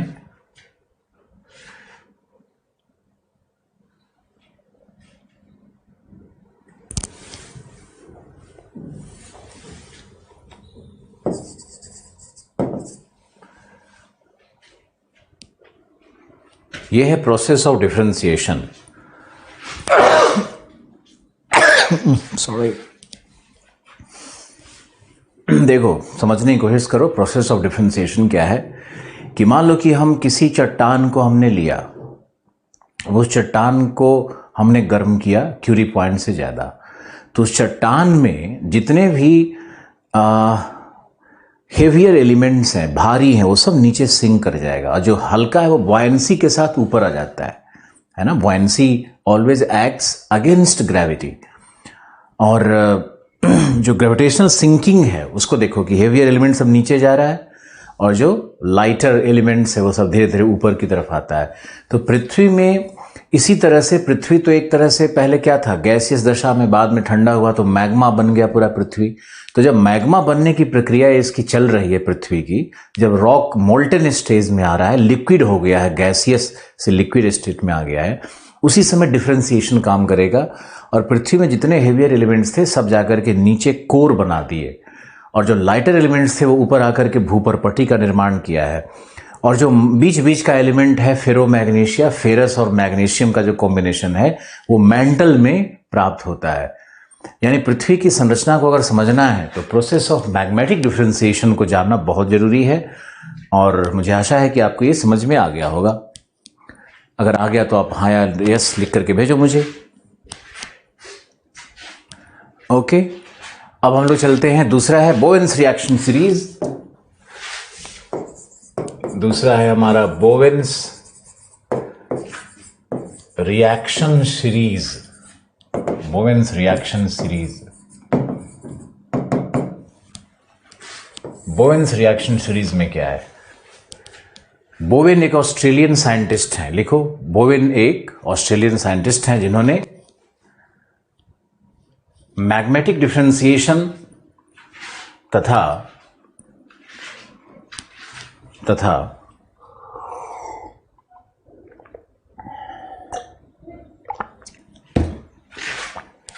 डेंसिटी स्ट्रैटिफिकेशन की क्रियाओं, डेंसिटी स्ट्रैटिफिकेशन की प्रक्रियाओं के आधार पर, डेंसिटी स्ट्रैटिफिकेशन की प्रक्रियाओं के आधार पर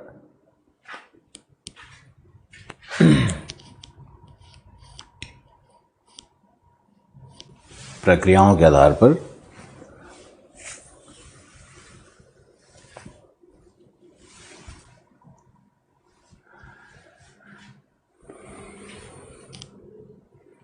अपनी प्रतिक्रिया श्रृंखला दी है, जिसमें आग्नेय चट्टानों के निर्माण,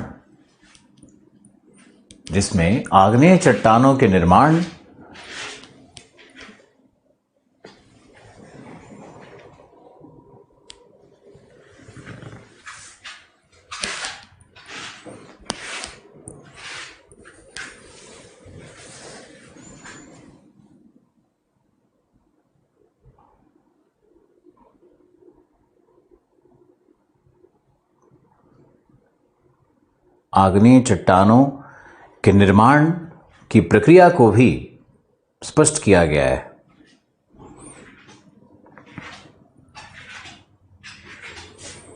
वेद प्रकाश लिख रहे हैं कि सर आप भी शादी कर लीजिए और निपटा दीजिए, बड़ी चिंता हो रही भाई तुमको मेरे लिए। वैसे ये जो चारों तरफ हम अपने छज्जे पे खड़े होकर देख रहे थे, चारों तरफ दुल्हनें आ रही हैं, तो कबीर दास का या रहीम का पता नहीं किसका दोहा याद आ रहा था मुझे। रूखी सूखी खाए के ठंडा पानी पी, देख पराई चूपड़ी मत ललचाओ जी। मेरा ऑफलाइन क्लास मुझे बहुत याद आ रहा है यार।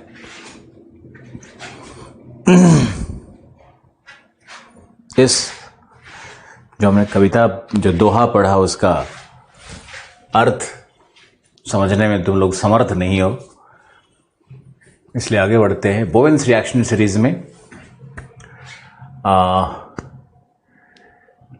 ये मैग्मेटिक डिफरेंशिएशन और डेंसिटी स्ट्रैटिफिकेशन दोनों प्रक्रियाओं पे आधारित है। ओके, अब इसमें चट्टान, आग्नेय चट्टानों के निर्माण और उसके डिफरेंशिएशन से अन्य चट्टानों के निर्माण की पूरी एक श्रृंखला बनाई है बोवेन ने, जो अगर आप सीख जाओगे तो आग्नेय चट्टानों पर तो कम से कम आप बहुत अच्छे ग्रैंड मास्टर, एक अच्छे मास्टर बन ही जाओगे।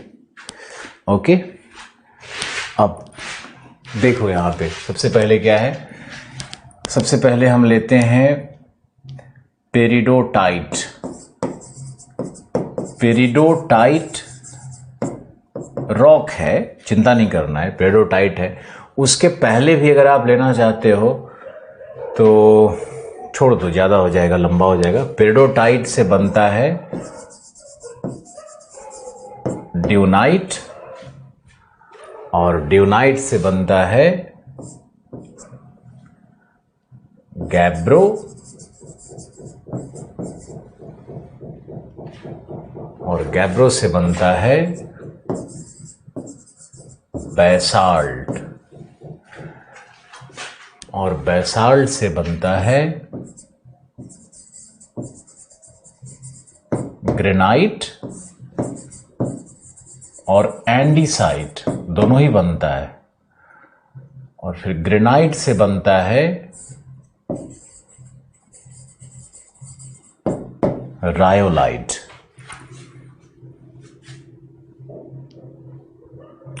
ये प्रतिक्रिया श्रृंखला है जिसको समझना है आपको। अगर इसको आप समझ गए तो फिर अच्छा करोगे।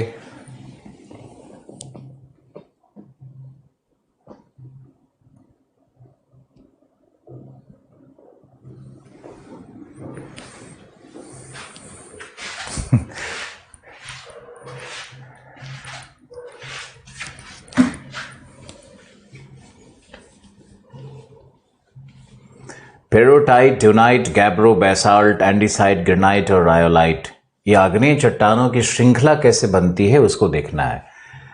तो हमको कुछ ऐसे समझाना होगा आपको कि ये जो चट्टानें हैं ये कहलाती हैं अल्ट्रामैफिक, ये अल्ट्रामैफिक चट्टानें हैं, और ये सब आंतरिक चट्टानें हैं। ये 1, 2, 3 सब आंतरिक चट्टान है। बैसाल्ट हो जाएगा मैफिक, ये मैफिक चट्टान है, और बैसाल्ट है बाह्य चट्टान। तो बैसाल्ट हो गया हमारा बाह्य चट्टान। अब ग्रेनाइट और एंडीसाइट, ये जो तीनों है, ये जो तीनों चट्टान का कॉलम आ रहा है, ये तीनों चट्टानें हैं फेल्सिक। फेल्सिक क्यों कहते हैं? क्योंकि इसमें फेल्सपार की मात्रा ज़्यादा होती है, इसलिए इसको फेल्सिक कहते हैं, यानी इसमें SiO2 की मात्रा ज़्यादा होगी। तो ये तीनों है। अब लेकिन इसमें ग्रेनाइट है, ये है आंतरिक चट्टान, लेकिन एंडीसाइट है बाह्य, और फिर रायोलाइट भी है बाह्य। आंतरिक चट्टान का मतलब है जो भूपर्पटी के अंदर में, भूपर्पटी के अंदर में बने। कौन घंटी बजा दिया?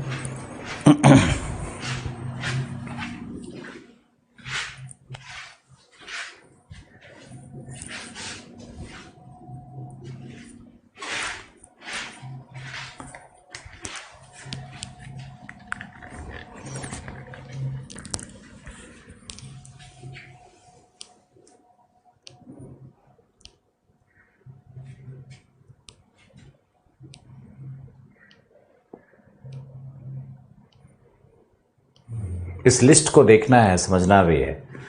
अब मान लो ग्रेनाइट है, तो ग्रेनाइट में 70 से 80% सिलिका ऑक्साइड की मात्रा होती है। बैसाल्ट में आओगे तो बैसाल्ट में सिलिका ऑक्साइड 50 हो गया। गैब्रो में आओगे तो यही 40% सिलिका हो जाता है। ड्यूनाइट में आओगे तो 30% हो जाएगा, और पेरिडोटाइट में आओगे तो ये 25% सिलिका की मात्रा हो जाती है। यानी अगर हम देखें, ये एंडीसाइट में जाओगे तो यही 60 to 70% सिलिका की मात्रा हो जाती है। तो अगर सिलिका की मात्रा के दृष्टिकोण से देखें तो ग्रेनाइट से लेकर के इधर आने पर सिलिका ऑक्साइड की मात्रा घटती है ना, घट रही है मात्रा। और अगर हम इधर से इधर जाएंगे तो फेरोमैग्नीशिया की मात्रा घटती है, लेकिन हम इधर ही आते हैं तो इधर क्या होता है, फेरोमैग्नीशिया, फेरस और मैग्नीशियम, मैग्नीशिया की मात्रा इस दिशा में बढ़ती है, बढ़ रही है।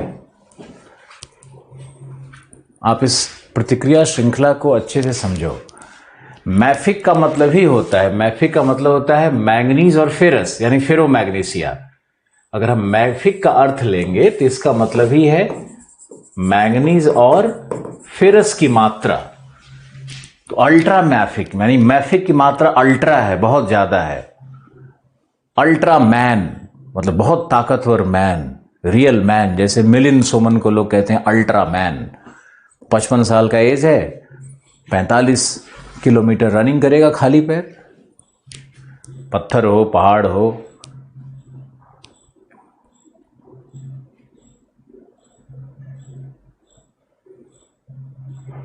तो ये बोवेन्स रिएक्शन सीरीज को एक बार हम और बहुत अच्छे से समझा के दिखाते हैं आपको। मान लो इसको आपने लिख लिया, तो लिख लिया तब समझाते हैं। 30 सेकंड का समय है, आप लिख लो।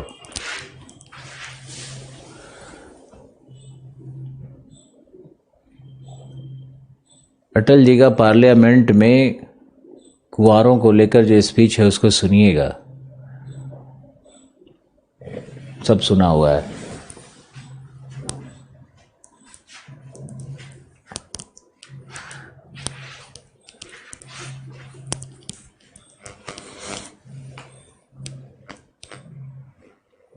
बोवेन्स रिएक्शन सीरीज के विषय में अगर तुमने समझ लिया, अगर ये ग्रैस्प कर लिया, तो समझो कि तुम्हारी ताकत बढ़ जाएगी भूगर्भ शास्त्र में। और इसको समझाते हैं। ओके, पहले देखो ध्यान से। मान लो कि ये पृथ्वी का सतह है, आंतरिक भाग है पृथ्वी का, और पृथ्वी के आंतरिक भाग में ऊपर से नीचे आएंगे तो ऊपर में क्या होना चाहिए, सिलिका ऑक्साइड ऊपर में ज्यादा मिलेगा, मात्रा बढ़ेगी।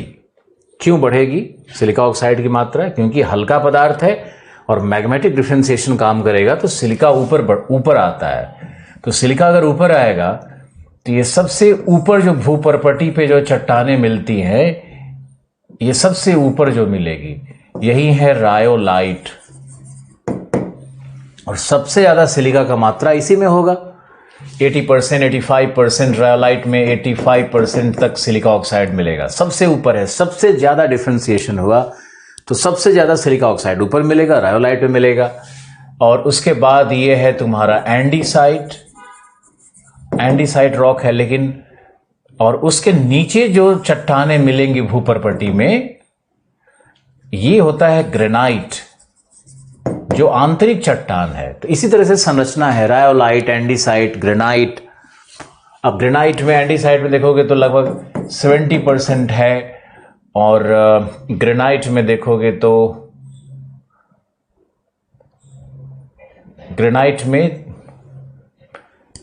तो सिलिका की 70 से 80% इसमें भी है, और ग्रेनाइट में भी लगभग इसी तरह का ही है। थोड़ा सा एंडीसाइट से ज्यादा होता है, कारण हम बताएंगे, कारण हम समझाएंगे, अभी मत सोचने लगना। ये 80-85 तक मान लो कि इसमें थोड़ा सा ग्रेनाइट में ज्यादा होगा एंडीसाइट से। क्यों ऐसा है हम बताएंगे आपको, लेकिन ग्रेनाइट मिलेगा ऊपर, एंडीसाइट मिलेगा ऊपर। अब देखो, इसके बाद जो इधर जो चट्टानें बनी हुई हैं यह है बेसाल्ट, और उसके नीचे जो चट्टान बनी हुई है यह है गैब्रो, और गैब्रो के नीचे जो लेयर मिलेगा ये मिलेगा ड्यूनाइट, और ड्यूनाइट के नीचे जो लेयर मिलता है यह है पेरिडोटाइट। अब जैसे जैसे हम लोग नीचे की तरफ आ रहे हैं तो किसकी मात्रा बढ़ रही है? फेरो मैग्नेशिया की मात्रा बढ़ रही है। अब इसको समझना है कि प्रोसेस ऑफ डिफरेंशिएशन काम कर रहा है, इसलिए आग्नेय चट्टानों का ऐसा स्वरूप होता है। ऊपर में सबसे ज़्यादा आपको सिलिका ऑक्साइड मिल रहा है, सिलिका ऑक्साइड की मात्रा ऊपर बढ़ती जा रही है, यहाँ ऊपर की तरफ बढ़ रही है सिलिका ऑक्साइड की मात्रा। फेरो मैग्नीशिया की मात्रा नीचे की ओर बढ़ रही है। अब ये हमारा जो नीचे है ये मेंटल है। मेंटल को हम लोग कहते हैं ओलिवाइन लेयर। ये ओलिवाइन लेयर है। ओलिवाइन क्या है? ओलिवाइन है एक बहुत ही complex compound of iron, nickel, magnesium, silica oxide, potassium, calcium और ऑक्सीजन, ये सब को मिलाकर के एक बहुत ही कॉम्प्लेक्स इसका नाम होता है, केमिकल नाम होता है ओलिवाइन। अब ओलिवाइन को ही कहा जाता है कि यही मूल खनिज है। मूल खनिज है ओलिवाइन, कोई चट्टान नहीं है, मूल खनिज है जिससे आग्नेय चट्टानों का निर्माण होता है। इसी के डिफरेंशिएशन से आग्नेय चट्टान बनते हैं। आपको ध्यान रखना है ये। तो ओलिवाइन लेयर है, ओलिवाइन का डिफरेंशिएशन हुआ तो ओलिवाइन से जो निकेल फेरस है वो तो नीचे जाएगा कोर की तरफ, और जो सिलिका ऑक्साइड है हल्का पदार्थ है वो ऊपर की तरफ, उसका वैलेंसी होगा। तो इस डायग्राम को भी बनाओ और इस पे एक प्रैक्टिस अभी तुरंत करवाते हैं, फिर समझ में और आएगा।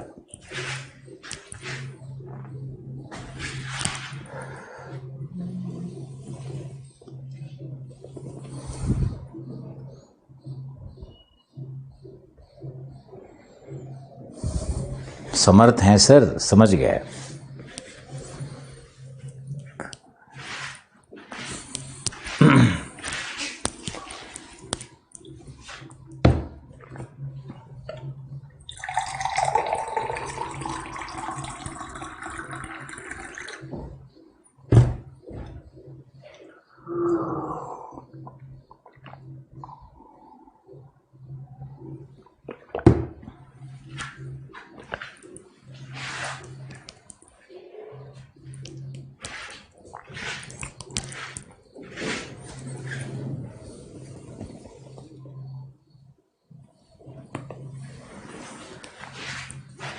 हर्षित क्या लिखा पता ही नहीं चल रहा है।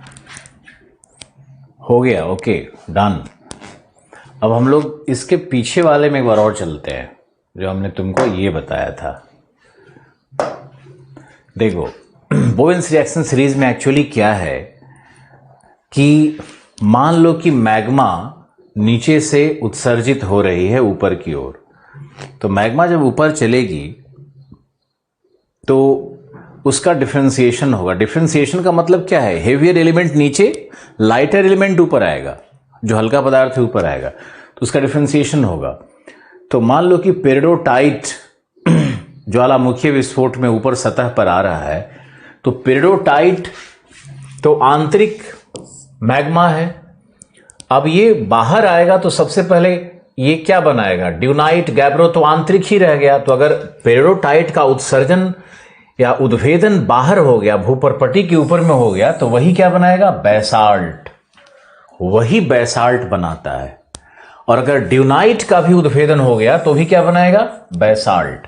गैब्रो का उद्भेदन हो गया तभी क्या बनाएगा? बैसाल्ट। तो ये तीनों चट्टानें अगर ज्वालामुखीय प्रक्रिया से डिफरेंशिएट होकर के पृथ्वी के सतह के ऊपर आ जाती हैं तो तीनों ही बैसाल्ट का निर्माण करती हैं। और बैसाल्ट का निर्माण कैसे होता है इसको समझने का कोशिश करो। अब बैसाल्ट तीन प्रकार का हो सकता है, एक पेरिडोटाइटिक, एक ड्यूनाइटिक, एक गैब्रोइटिक। तीन प्रकार का बैसाल्ट हो सकता है ना। तो बैसाल्ट भी तीन प्रकार का होगा, डिपेंड करता है कि बैसाल्ट की उत्पत्ति किससे हो रही है। ये तीनों ही आंतरिक चट्टान है। अगर बहुत गहराई से ज्वालामुखी आ रहा है तो पेरिडोटाइटिक मैग्मा होगा, है ना। अगर ऊपर शैलो आ रहा है तो गैब्रोइटिक मैग्मा होगा। यही समझना है तुमको, गहराई के साथ समझना है कि सबसे ऊपर बैसाल्ट, जैसे समुद्र के सतह पर है बैसाल्ट, और उसके नीचे क्या मिलेगा, गैब्रो, उसके नीचे क्या मिलेगा, ड्यूनाइट, उसके नीचे पेरिडोटाइट, इस तरह से, और उसके नीचे ओलिवाइन, मेंटल रॉक्स, ओलिवाइन मिलेगा। तो ओलिवाइन से डिफरेंशिएट होकर के सब बन रहा है ना। ओलिवाइन डिफरेंशिएट हुआ तो क्या बना, क्या बना, पेरिडोटाइट। अब पेरिडोटाइट डिफरेंशिएट हुआ तो क्या बना, ड्यूनाइट। ड्यूनाइट हुआ तो क्या हुआ, अगर मान लो कि ओलिवाइन डिफरेंशिएट होकर के पृथ्वी के सतह के ऊपर आ गया, तब क्या बनेगा, तब बनेगा अल्ट्रामैफिक बेसाल्ट। जैसे हवाई द्वीप पर है, हॉटस्पॉट्स ज्वालामुखी में है, काफी नीचे गहराई से बेसाल्ट निकल करके आ रहा है, तो अल्ट्रामैफिक बेसाल्ट हो जाता है। उसमें सिलिका की मात्रा कम होती है, विस्कोसिटी कम होती है, श्यानता कम होती है, लिक्विडिटी ज्यादा होती है, तो फैल जाता है चारों तरफ। अब कुछ लोगों को समझ में नहीं आ रहा होगा, जितेंद्र या जो भी लोग, नाम ऐसे ही बस बोल दिया मैंने, मुझे सामने दिखा दो, जो भी लोग हो सब बहुत ध्यान से सुनो, बहुत आसान है, शुरू से कहानी सुनो, सब भूल जाओ कि मैंने क्या बोवेन्स रिएक्शन सीरीज बताया। अब बहुत ध्यान से सुनना है आपको। पृथ्वी गोल है, कोई कष्ट, पृथ्वी में क्रस्ट मेंटल कोर है, कोई कष्ट, मेंटल में खनिज है, उसका नाम ओलिवाइन है। अरे भाई ओलिवाइन क्या है, लिख तो दिया, ओलिवाइन खनिज है। ओलिवाइन है तो उसका नाम ओलिवाइन क्यों है, ये तो अब लिखने वाले कहेंगे ना, तुम्हारा नाम क्यों है, ये तो ओलिवाइन कहते हैं ना उसको, ओलिवाइन एक खनिज है। अब मान लो कि ओलिवाइन मेंटल से ज्वालामुखी फट गया। अब ज्वालामुखी कैसे फटा है, तो 3 दिन बाद फटेगा, आज क्यों दिमाग लगा रहे हो। तो ज्वालामुखी फटा तो मेंटल से जब मैग्मा ऊपर की ओर निकलना शुरू हुआ, तो सारा मैग्मा तो ऊपर निकलेगा नहीं, जो मैग्मा ऊपर निकल गया वो बेसाल्ट, और जो उस बेसाल्ट के नीचे दब के रह गया, निकल नहीं पाया, वो गैब्रो, और जो गैब्रो के नीचे दबा रह गया वो ड्यूनाइट, और जो उसके नीचे रह गया वो पेरिडोटाइट। तो सबसे ज्यादा सिलिका की मात्रा किसमें होगी, ऊपर में आने वाले बेसाल्ट में सबसे ज्यादा डिफरेंशिएट हुआ है। सबसे ज्यादा फेरोमैग्नीशिया की मात्रा किसमें होगी, पेरिडोटाइट में, जो सबसे नीचे रह गया है। इतनी सी तो बात समझनी है, और जहां पे जितना समझाया जाए पहले वहीं फोकस रखा करो, क्योंकि भीड़ में जाओगे ना तो भीड़ में एक को टारगेट करो। अगर एक को टारगेट नहीं करोगे और सबके ऐसे ऐसे उल्लू की तरह देखते रहोगे ना, कुछ नहीं हाथ लगेगा। ऐसा माहौल ही चल रहा है यार। चलो ओके, गैब्रो बेसाल्ट तक हम लोग पहुंच गए। अब मान लो बेसाल्ट एक्सटर्नल रॉक है, मानना क्या है ही। अब बेसाल्ट को अगर हम लेबोरेटरी में ले चलते हैं, एक कड़ाहा बेसाल्ट ले चलते हैं, उसको गर्म करते हैं, बेसाल्ट को गर्म करते हैं। अब बेसाल्ट को फिर से हमने अगर पिघला दिया, अगर दोबारा बेसाल्ट को, अगर समुद्री चट्टानों को दोबारा, जैसे प्लेट टेक्टोनिक्स में होता है कि महासागरीय क्रस्ट दोबारा अंदर चला गया, दोबारा अंदर जाकर के पिघल गया, फिर उससे जो ज्वालामुखी निकली, तो बेसाल्ट का फिर से डिफरेंशिएशन करेंगे तो क्या बनेगा, तो सबसे ऊपर जो लेयर बनता है जिसमें सबसे ज्यादा सिलिका होगा वो क्या होगा, रायोलाइट, है ना। और उसमें ध्यान रखना है, बहुत इंपॉर्टेंट आ रहा है, उसमें जो ड्राई बेसाल्ट होगा उससे एंडीसाइट बन जाएगा, और जो वेट बेसाल्ट होगा उससे ग्रेनाइट बन जाएगा। यानी जो पानी खाया हुआ बेसाल्ट है समुद्र का, उससे ग्रेनाइट मैग्मा बनता है, ग्रेनाइटिक मैग्मा बनता है, समझा। पानी में जो पानी खाया हुआ मतलब पानी सोख करके जो रखा हुआ है, तो ये समुद्र का जो बेसाल्ट होता है उसके पिघलने से जो ज्वालामुखी बनेगी वो क्या होगा, ग्रेनाइटिक होगा, याद रखना है इसको। लेकिन ग्रेनाइटिक आंतरिक चट्टान है, वो अंदर में मैग्मा फंसा तभी ग्रेनाइट बनेगा, और अगर ऊपर निकल गया मैग्मा, अगर ऊपर निकल गया तो वही रायोलाइट बन जाता है, या ऊपर निकल गया तो वही एंडीसाइट बन सकता है। लेकिन एंडीसाइट उसी दशा में ज्यादा बनता है जब बेसाल्ट ड्राई हो, शुष्क हो, बेसाल्ट पानी कम खाया हुआ हो।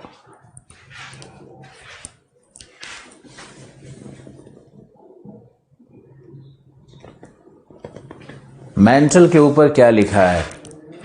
कहाँ मेंटल लिखा है?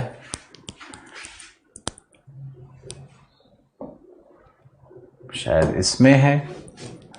मेंटल के ऊपर ओलिवाइन लिखा है, OLIVINE। मेंटल के ऊपर ओलिवाइन लिखा है। ओलिवाइन क्या है? यहां लिखा है कॉम्प्लेक्स कंपाउंड है इतने चीजों का, मूल खनिज है, आग्नेय चट्टान का स्रोत है। मूल खनिज है जिससे आग्नेय चट्टान बनते हैं, आग्नेय चट्टान का स्रोत कहते हैं इसको। मदर ऑफ ऑल रॉक्स है ओलिवाइन, है mother of all rocks, mother of all rocks है।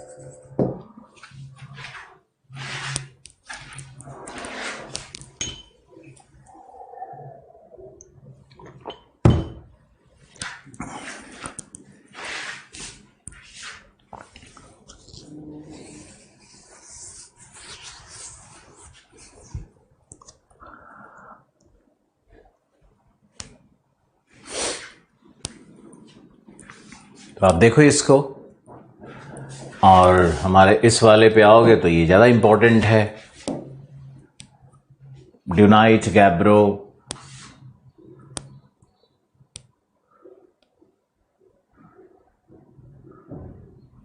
बोवेन्स रिएक्शन सीरीज कितने लोगों को समझ में आ गया मुझे जल्दी बताओ, बिकॉज ये बहुत इंपॉर्टेंट है।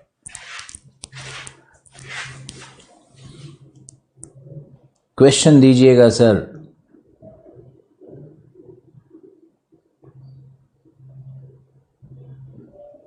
क्वेश्चन दीजिएगा सर। क्वेश्चन देंगे?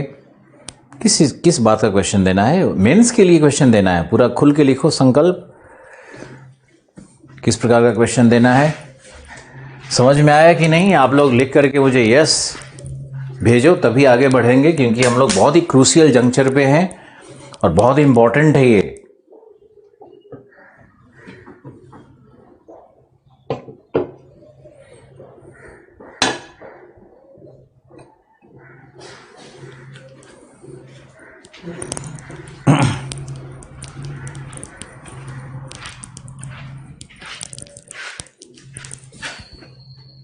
मस्त समझ आया, थैंक यू, ग्रेट। अर्चना, विनित आ गया, यस।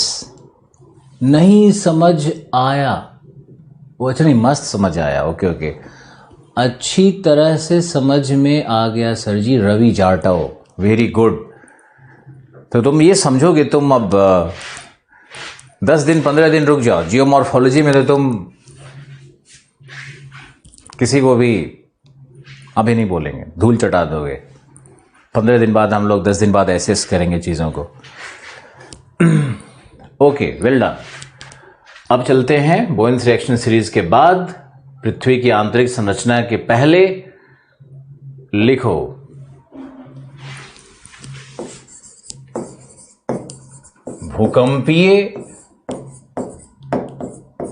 भूकंपीय तरंगें एवं पृथ्वी की आंतरिक संरचना। यही प्रश्न आएगा, इसी पे लिखना है।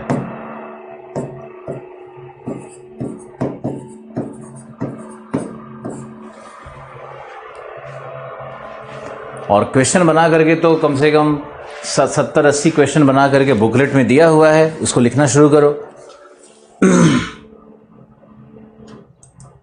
और हर क्लास में क्वेश्चन बन रहा है। हॉर्स्ट और ग्रेवेन टोपोग्राफी क्या है, तो ग्रेवेन और रिफ्ट वैली में अंतर क्या है, सब तो क्वेश्चन ही है। हॉगबैक और क्वेस्ता टोपोग्राफी में क्या अंतर है, सब तो क्वेश्चन ही है। लिखो ना इन्हीं को, और क्या क्वेश्चन बनेगा। पढ़ाया ही वही जा रहा है जो प्रश्न है, उसी को टच कर रहे हैं जो कि प्रश्न है। नैप क्या है, नैप पे लिखो उदाहरण के साथ। अंतर्जात शक्तियों एवं संबंधित स्थलाकृतियों पे लिखो, पैरोजेनेटिक पे लिखो उदाहरण के साथ। भूकंपीय तरंगे एवं आंतरिक संरचना पहले लिखवाते हैं, लिखिए, लिखो भूकंपीय तरंगे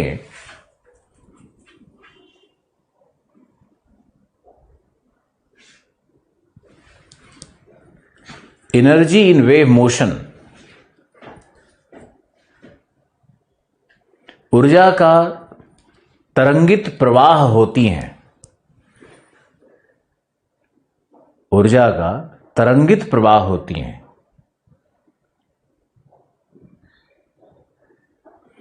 ये आकस्मिक एवं प्रघाती तरंगे हैं, आकस्मिक एवं प्रघाती तरंगे हैं जो पृथ्वी के विभिन्न संस्तरों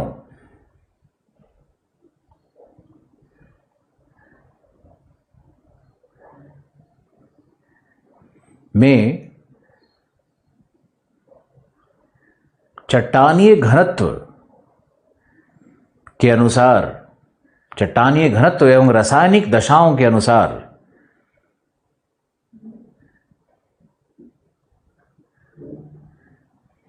अपने संचरण दिशा एवं गति में परिवर्तन करती हैं।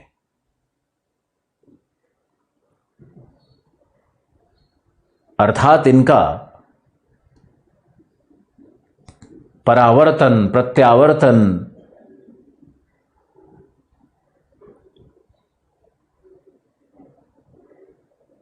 Reflection, deflection, total internal reflection, क्या क्या सब पूरा लिखना होगा, रिफ्रैक्शन,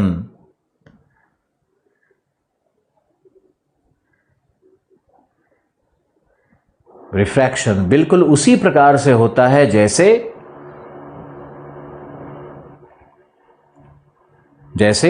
प्रकाश की किरणें प्रिज्म को, प्रकाश की किरणें प्रिज्म को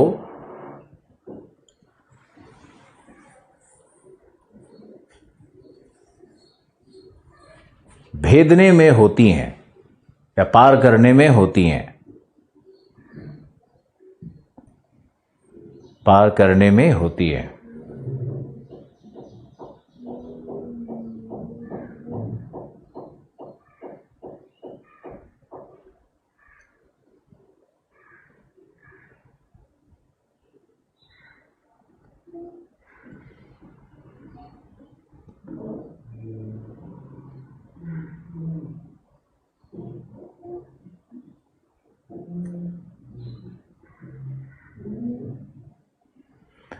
नेक्स्ट लिखो,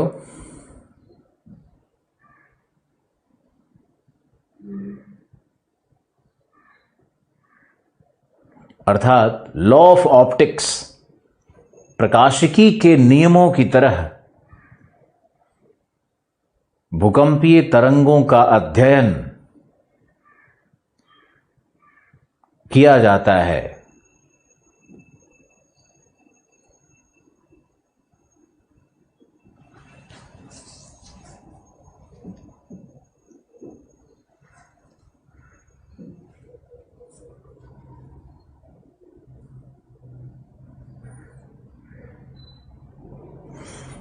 नेक्स्ट पॉइंट,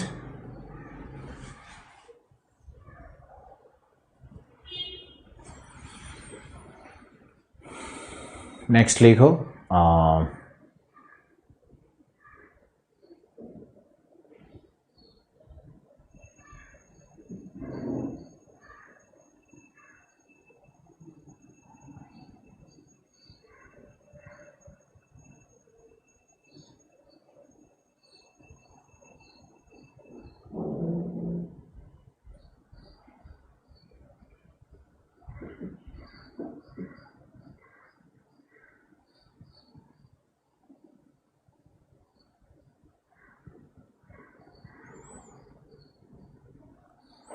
देखो भूकंपीय तरंगों के प्रकार, भूकंपीय तरंगे पृथ्वी की आंतरिक संरचना, अंतस्थ के भौतिक रासायनिक दशाओं पर प्रकाश डालती हैं। इनफैक्ट वास्तव में हमारा प्रमुख स्रोत, प्रमुख आधार आंतरिक संरचना के ज्ञान का भूकंपीय तरंग ही है। इसलिए भूकंपीय तरंगों का वर्गीकरण करना बहुत जरूरी है। पहला है फोकस से उत्पन्न, यानी केंद्र से, भूकंप के केंद्र से उत्पन्न कौन कौन सी तरंगे हैं, तो यह है पी वेव्स और दूसरा है एस वेव्स। लेकिन साइंस अब इतना सीमित नहीं रह गया है, तो इसके बाद एक और आ गया है पी स्टार वेव और पीजी वेव। फिर आ गया है एस स्टार, यहां पे नहीं लिखते हैं इसको, एस वेव यहां लिख देते हैं। फिर है एस वेव, एस स्टार और एस जी वेव। तो हम लोग सिर्फ पी और एस का अध्ययन नहीं करेंगे, बल्कि इसका और डिटेल अध्ययन करेंगे। पहले तो हम लोग देख लें कि पी और एस में कंपैरिजन क्या है। पी वेव क्या है और एस वेव क्या है, दोनों की तुलना कर लेते हैं। सबसे पहला तुलना है कि पी वेव लॉन्गिट्यूडनल वेव है। लॉन्गिट्यूडिनल, इसका मतलब हुआ अनुदैर्घ्य, अनुदैर्घ्य तरंग है। जबकि एस वेव अनुप्रस्थ है, यानी ट्रांसवर्स तरंग होता है। दूसरा है line of propagation of wave motion, यानी तरंग गति के दिशा के समानांतर गति होती है, इसकी गति है। और इसको अगर देखोगे तो समानांतर गति ना होकर के लंबवत होती है, लंबवत होती है। अब तीसरा देखोगे तो इसकी तुलना हम लोग कर सकते हैं साउंड वेव की तरह। इसका प्रॉपर्टीज होता है, इसका कुछ प्रॉपर्टीज लाइट वेव की तरह होता है, प्रकाश तरंगों की तरह इसका प्रॉपर्टीज होता है। फिर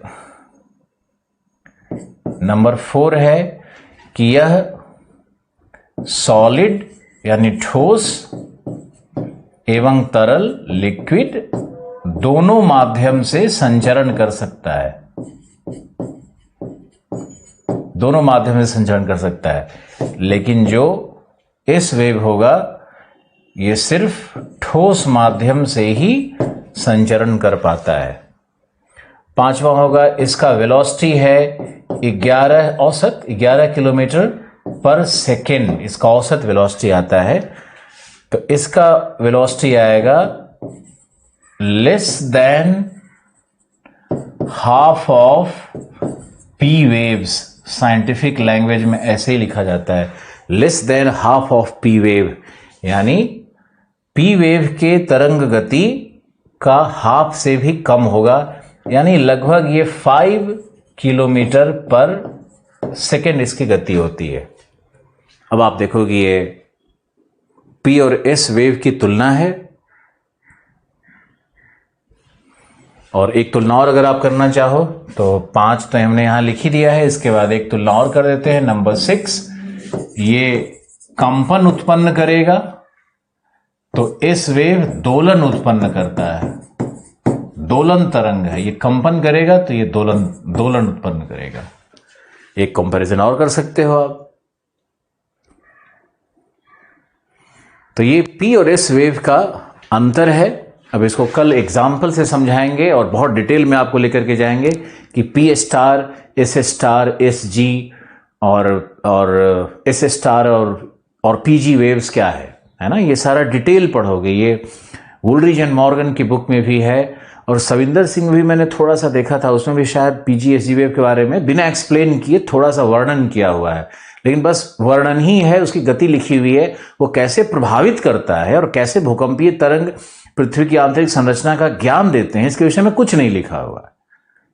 मतलब प्रश्न सॉल्व नहीं कर पाओगे आप। तरंग लिखा हुआ है, वो कैसे कैसे वो सिद्ध करता है आंतरिक, तो इसके लिए आपको कल का वेट करना पड़ेगा। आज बस इतना ही। Thank you, take care, bye bye.